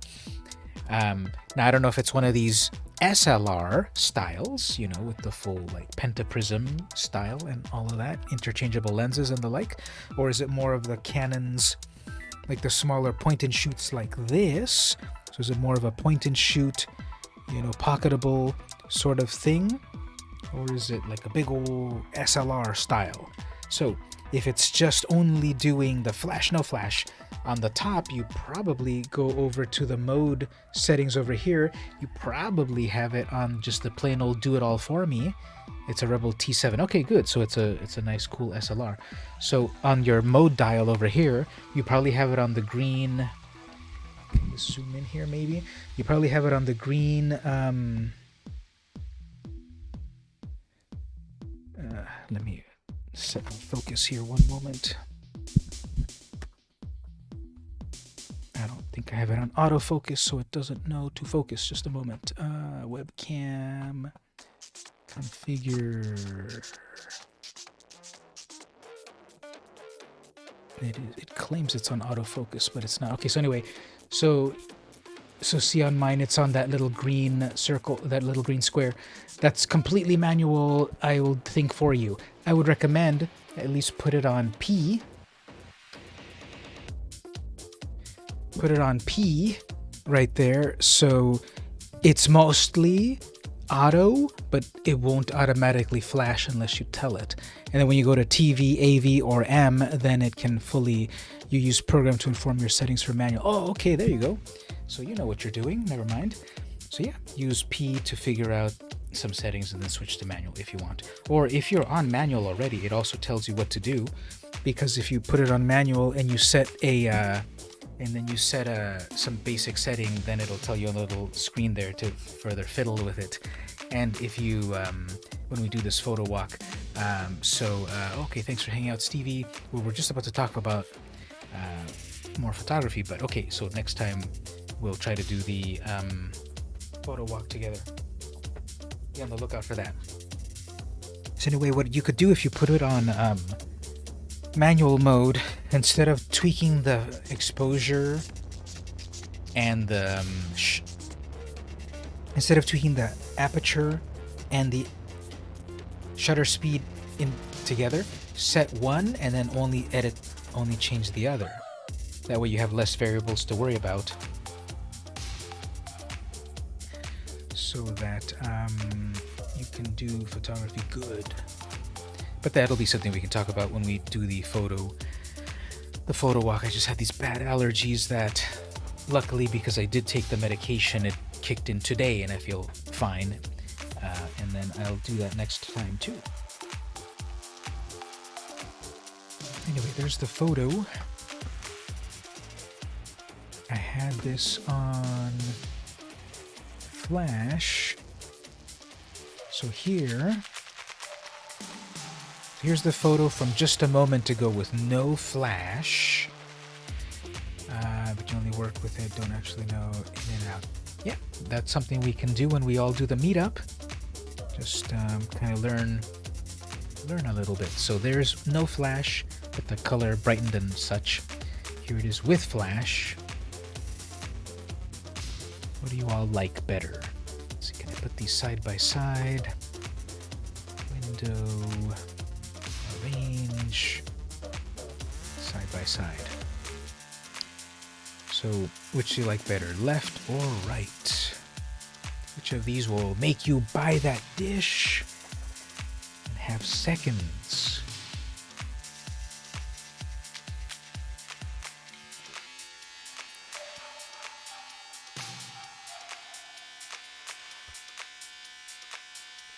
I kind of like the one on the right a little bit more myself. The contrast of the one on the right is something that I kind of like.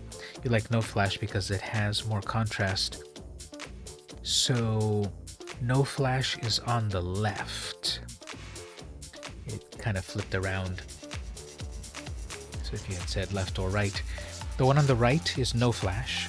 The one on the left is with Flash. And so, yeah, at that close-upness, Flash is often going to expose a lot. So see how we have the potato over here?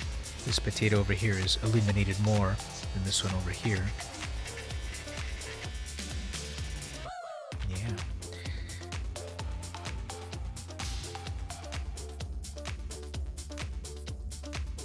Now further on settings, that was f2.8 to 1/200th. That was f4.0 and 125. So also the one with Flash has more in focus, slightly more in focus.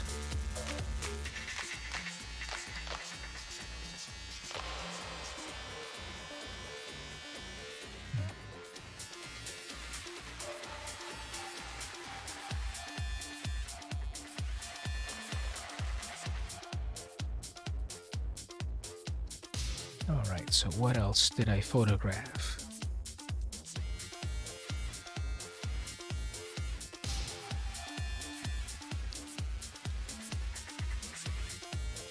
Okay, so this I was going to check. Let me do a slightly different. Let me do something.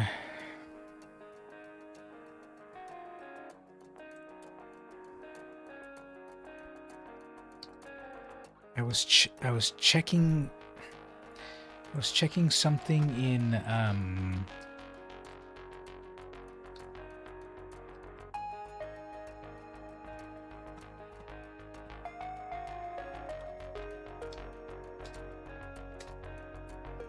was checking something on this camera, so let me do something here because I shot several instances of the same thing. This music is all just a bunch of generic YouTube music. I have this little playlist that I made myself of all of these YouTube tracks that are free to use. Currently playing is Sunspots. No artist info. But all of these come from...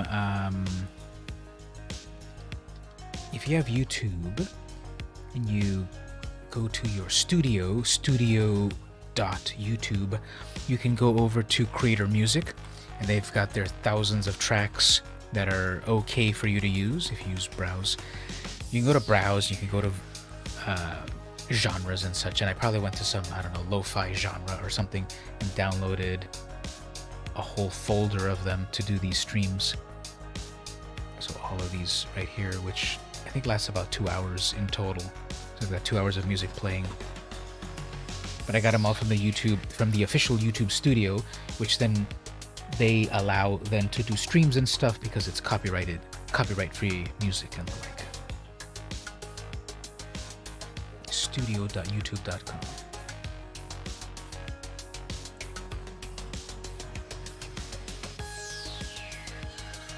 Alright, so one quick thing I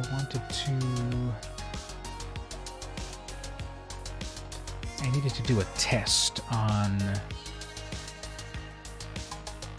this camera because it was showing some weird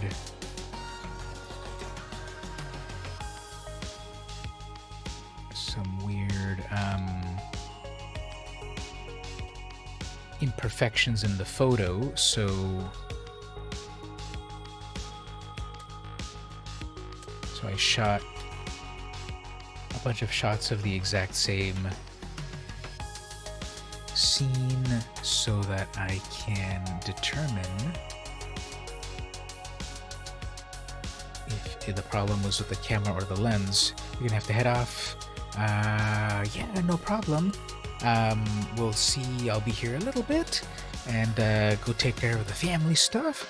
I really appreciate you stopping by and the like, but we'll see. We'll see you later. It should have artist info. I don't know why that particular one didn't. For example, if you like the one currently playing, if that one stood out to you, it was the one called Sunspots. Let me look it up here. I don't think in the MP3 it stored it, but in here it should have the info. So, Sunspot? What do we call it? It's called Sunspot. It's a bunch of sunspots. How do you show only? They recently changed this.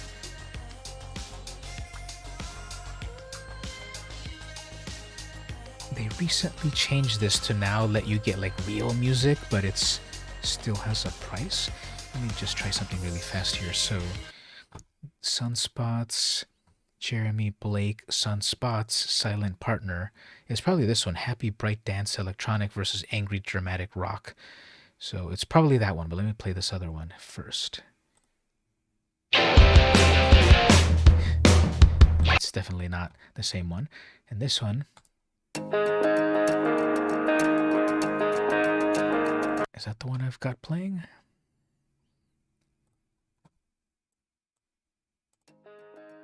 Yeah. Okay, so yeah.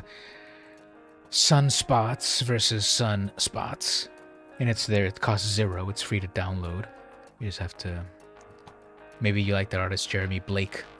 So I guess you can search for all Jeremy Blake tracks.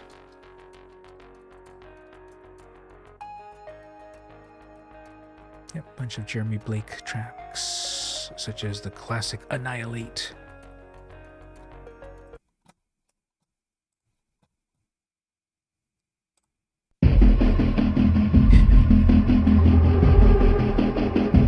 That is definitely dark, dramatic dance and electronica. Anyway, so... That's where I have all the music for the stream at the moment, where I got it from. Right, so my test here was I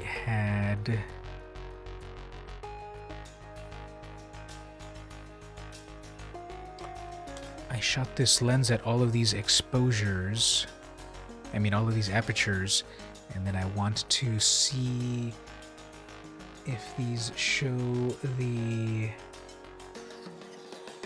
imperfection that I was noticing at the higher f-stops. So we have 4, 5, 8, 11, 16, 22. So here's at 4, 5, 8, 11,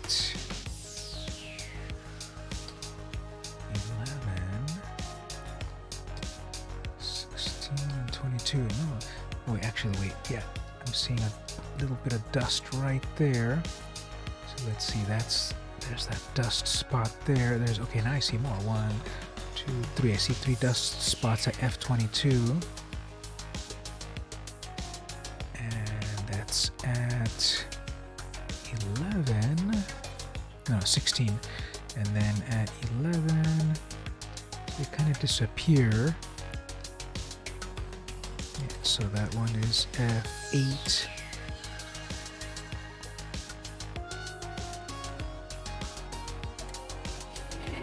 So just indulge me, everyone, for a moment, because I was shooting this camera and I saw these specs, but only at a certain settings.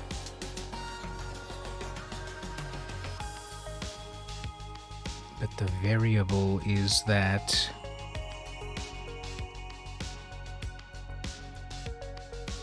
I did switch lenses.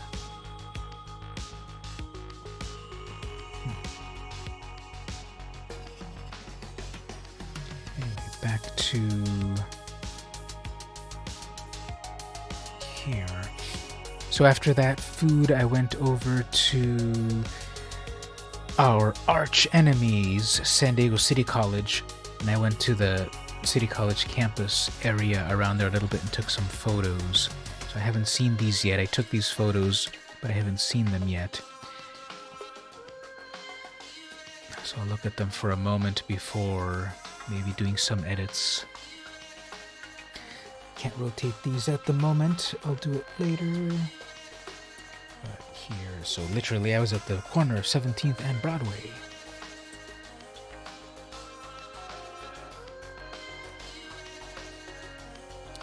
That's a very historic building right next to City College. It's interesting, just that juxtaposition of the old and the new. I keep those eyeglass wipes for the lens. Well, I was worried that it was either the lens or the sensor. Right, because these lenses are letting the light in to the internals. I bought this camera used, so who knows how it was treated before. And that's why I'm testing out all of these photos, and overall colors and exposure seems good. But when you, on some of the settings like f16, f22, maybe f11, you see, I was noticing some spots.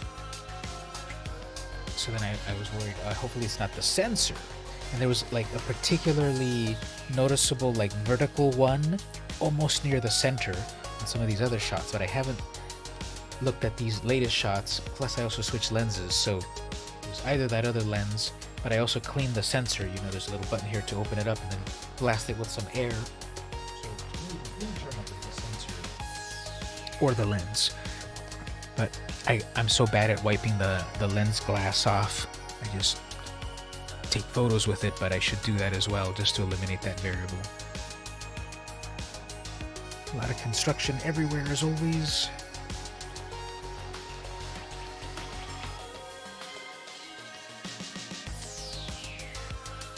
I'm curious here. I'm curious if I can still pull out detail out of these very dark shadows. So let's jump into Photoshop with that one. We'll see about pulling some detail out of those shadows. So as we can see by the histogram, there's a lot of shadow detail, a lot of shadow data to the left. Central exposure's not a lot. Highlights not a lot. And then brightest. So if I select my favorites, I like to often use one of their starting point presets, and then after that go into my own edits. So the preset that I like is one called Modern 6. That's more of a color tweak. So we see here that sky, that's fine. But then with this preset here, I really like the tone that I'm getting out of that sky. What do you think there, Catherine? So there it is out of the camera, normal, which was fine before. But then now with this little color tweak, it kind of leans towards the blues, bluish. I kind of like that bluish, greenish. More than that, which now in contrast, that looks a little bit purple-ish without the two to compare that. Yeah, blue sky. But then here, a little bit of green. Yeah, I think it makes it pop. So I like that as a starting point. That often affects more of the blues. So starting there. Then we use this little bit of AI help a little bit. Okay, that's pulling up the shadows a little bit. So you see on that dark area, okay. But then right here, pull that up somewhat. Then I further can go in depending on the image. So pull up slightly there, but then in the shadows, target the shadows, pull those up way more. There we go, it looks like much more exposure.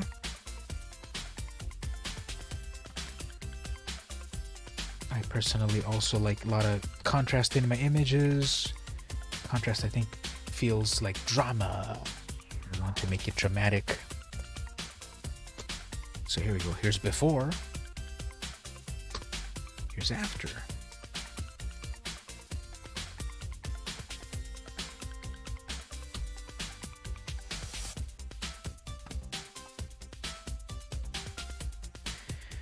Zooming in, we see the blues of this fencing, scaffolding, sky, that lit building, nothing seems overexposed there, detail in the various colors of the building, windows, shrubbery, people. There's the bridge. Even if the photo is cropped like this, without even any of the other building stuff, this is what I'm saying that I kind of like photographing. I end up photographing a lot of this sort of like images with like leading lines, like things kind of pointing you in a direction. Let's back up there. So, sky losing intensity. Maybe I'd have to go into some of these specific sliders to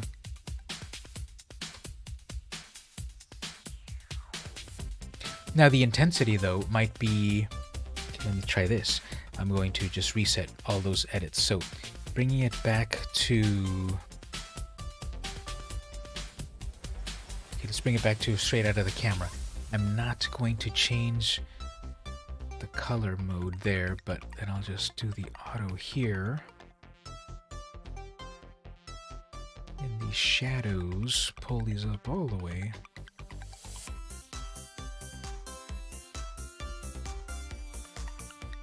Yeah, the crop shot might even on its own be good, right? We might not even need the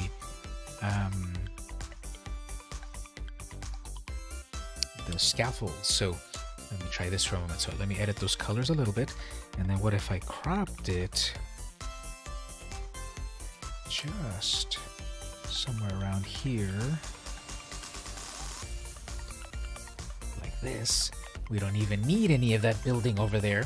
And we have this leading lines about there's the horizon, there's the bridge, a little touch of the buildings, a little bit of people there.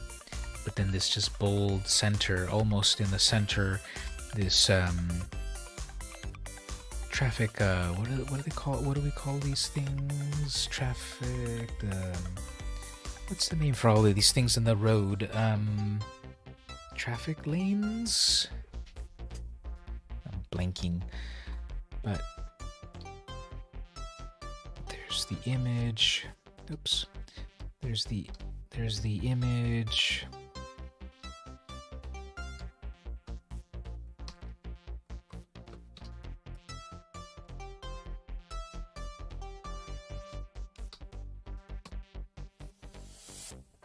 There's a version of that image that, without the construction, I think that works pretty well, too. Now leasing gourmet-inspired kitchens.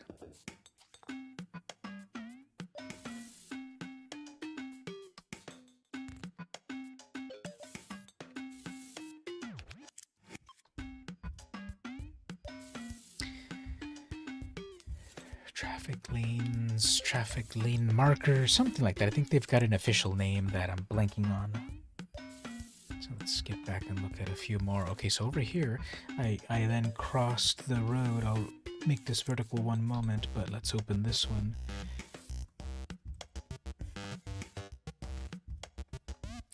So where that scaffold building was, to the right of it was a walkway. So then I walked in the walkway, then I took a photo.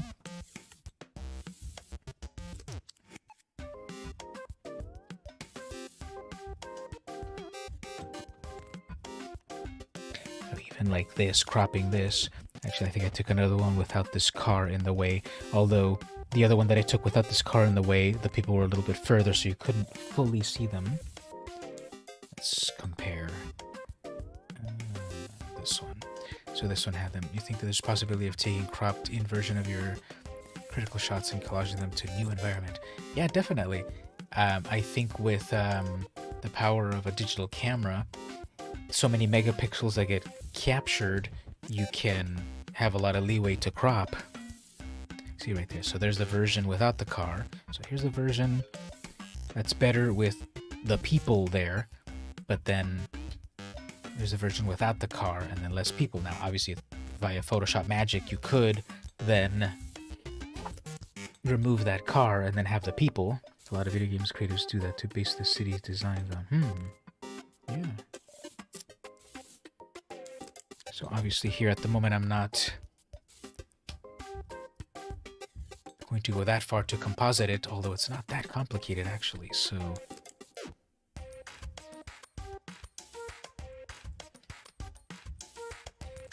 If I take this piece here...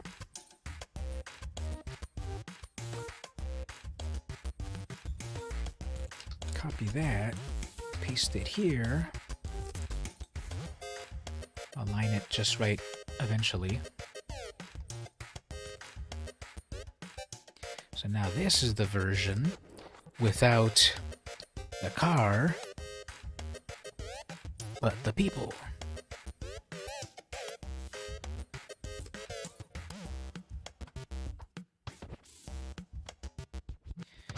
So yeah, let's...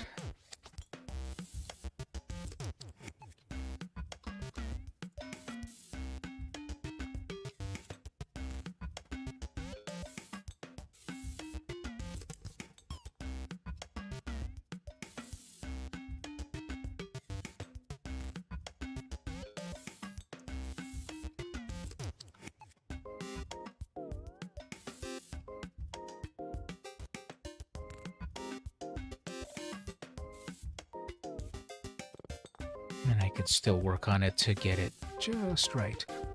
But,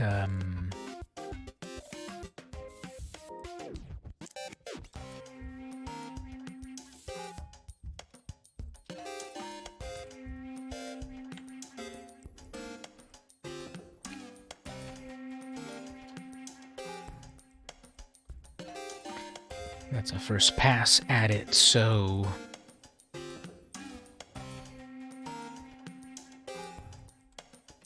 Here's the original. Here's the first pass. Mask out.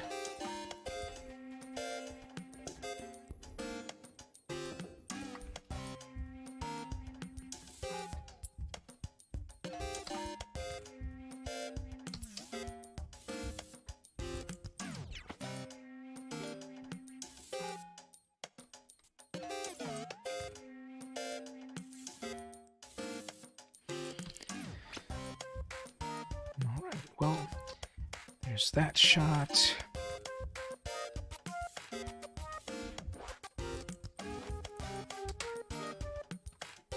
Cool cloud.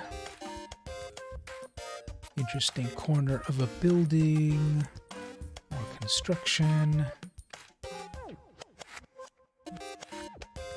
Monument. So the oldest person here, 1913.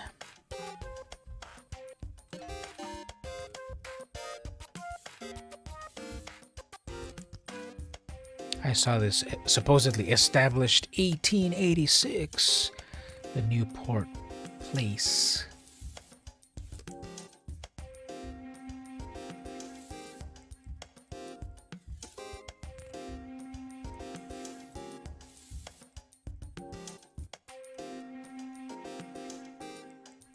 This also looked like a pretty vintage place. Soon Lee, Chinese laundry, dry cleaning.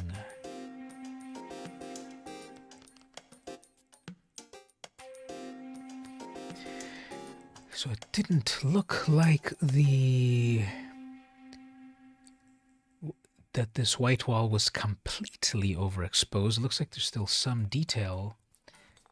You can easily overexpose something that could have been completely white, although it is losing some contrast between this inner window and this outer column.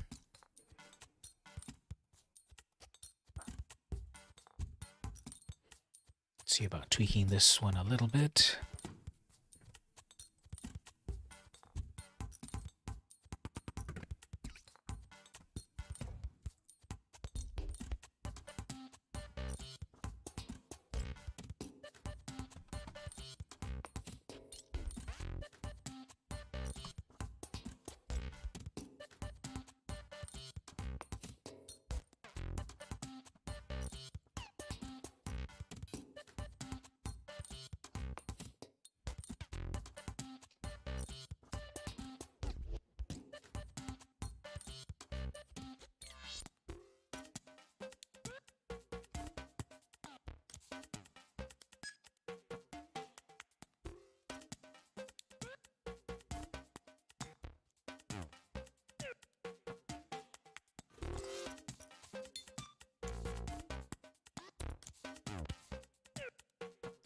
Yeah, so with those edits there, the red letters of that rightmost window stand out before the edits, they get lost.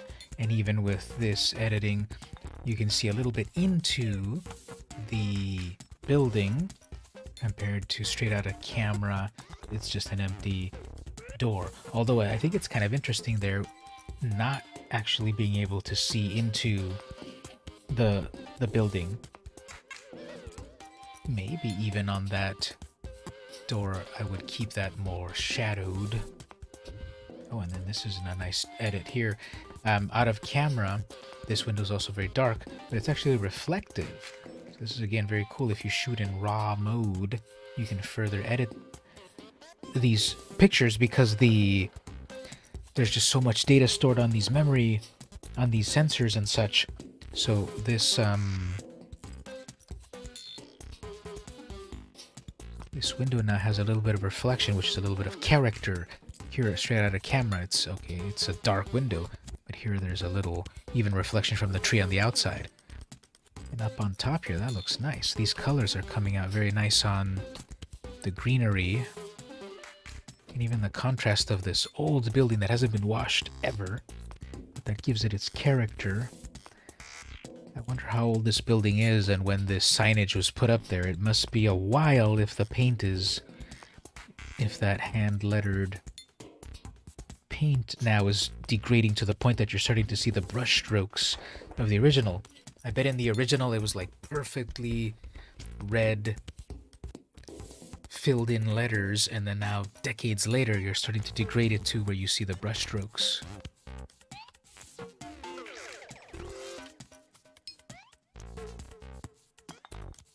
Vintage house over there, and then one block over is City College with like some of the newest buildings ever.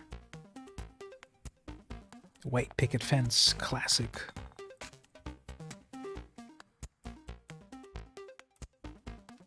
What does that say right there?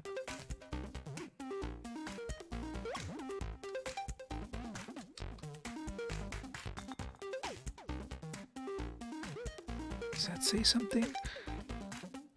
J E. Oh, this is reflecting the car on the sidewalk license plate. I thought it was something interesting in some inside. Yeah, probably since the 50s or 60s.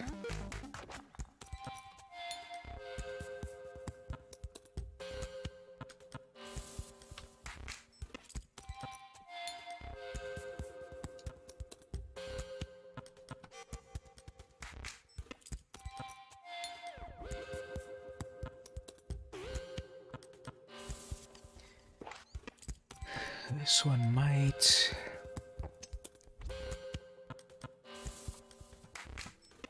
be a vertical crop.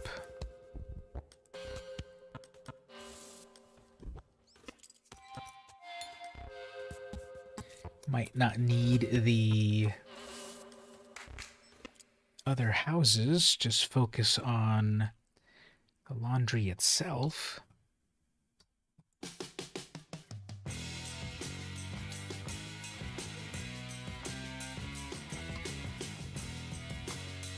So I've been taking a lot of photos recently and just making quick edits like this, and then okay, close it. Don't even save it because I just keep coming back to a little bit of ADD just to try it, make some edits, do it again next time just to practice.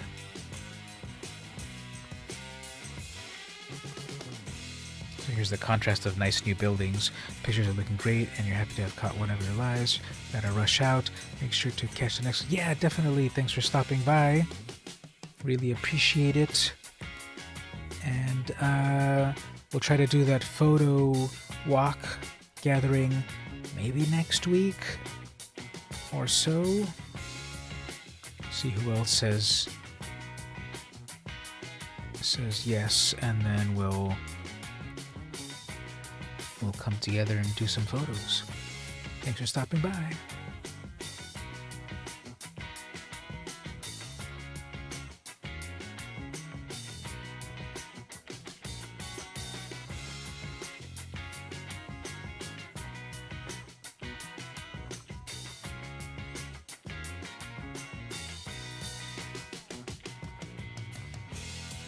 So look at a couple more and then I might wrap it up as well. I've been streaming 2.5 hours, so I might as well. But then this is so deep, right? We got the two American icons, the flag, and McDonald's. Took a vertical one.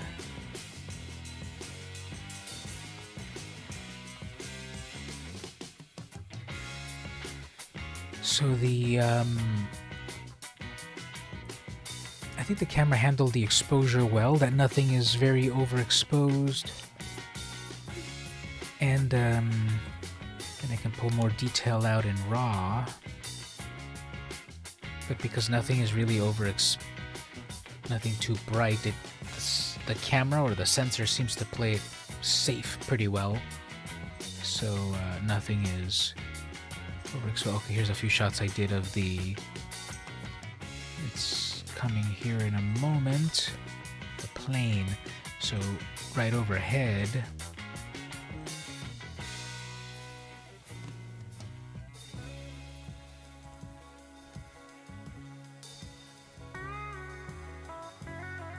it's pretty good. So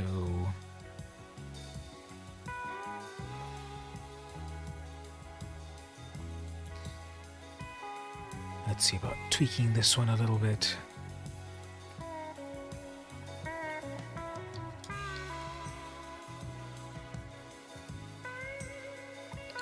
Nice blue sky.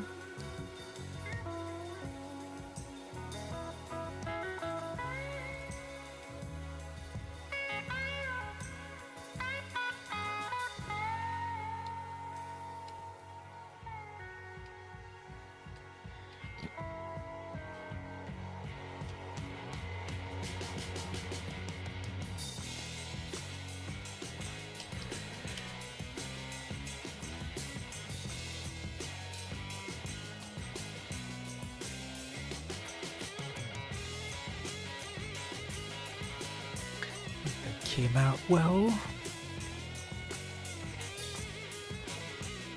It came out right above me. Okay, well, yeah, I guess this is a good stopping point as well. I think doing some photo stuff like this was a nice change of pace. So we'll see about doing some other ones in the future, depending what people are interested in or what I am interested in. So,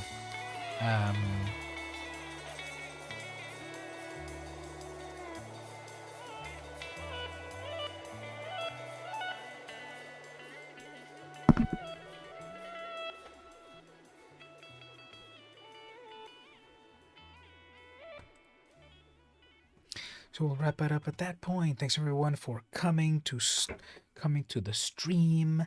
We'll be back next time.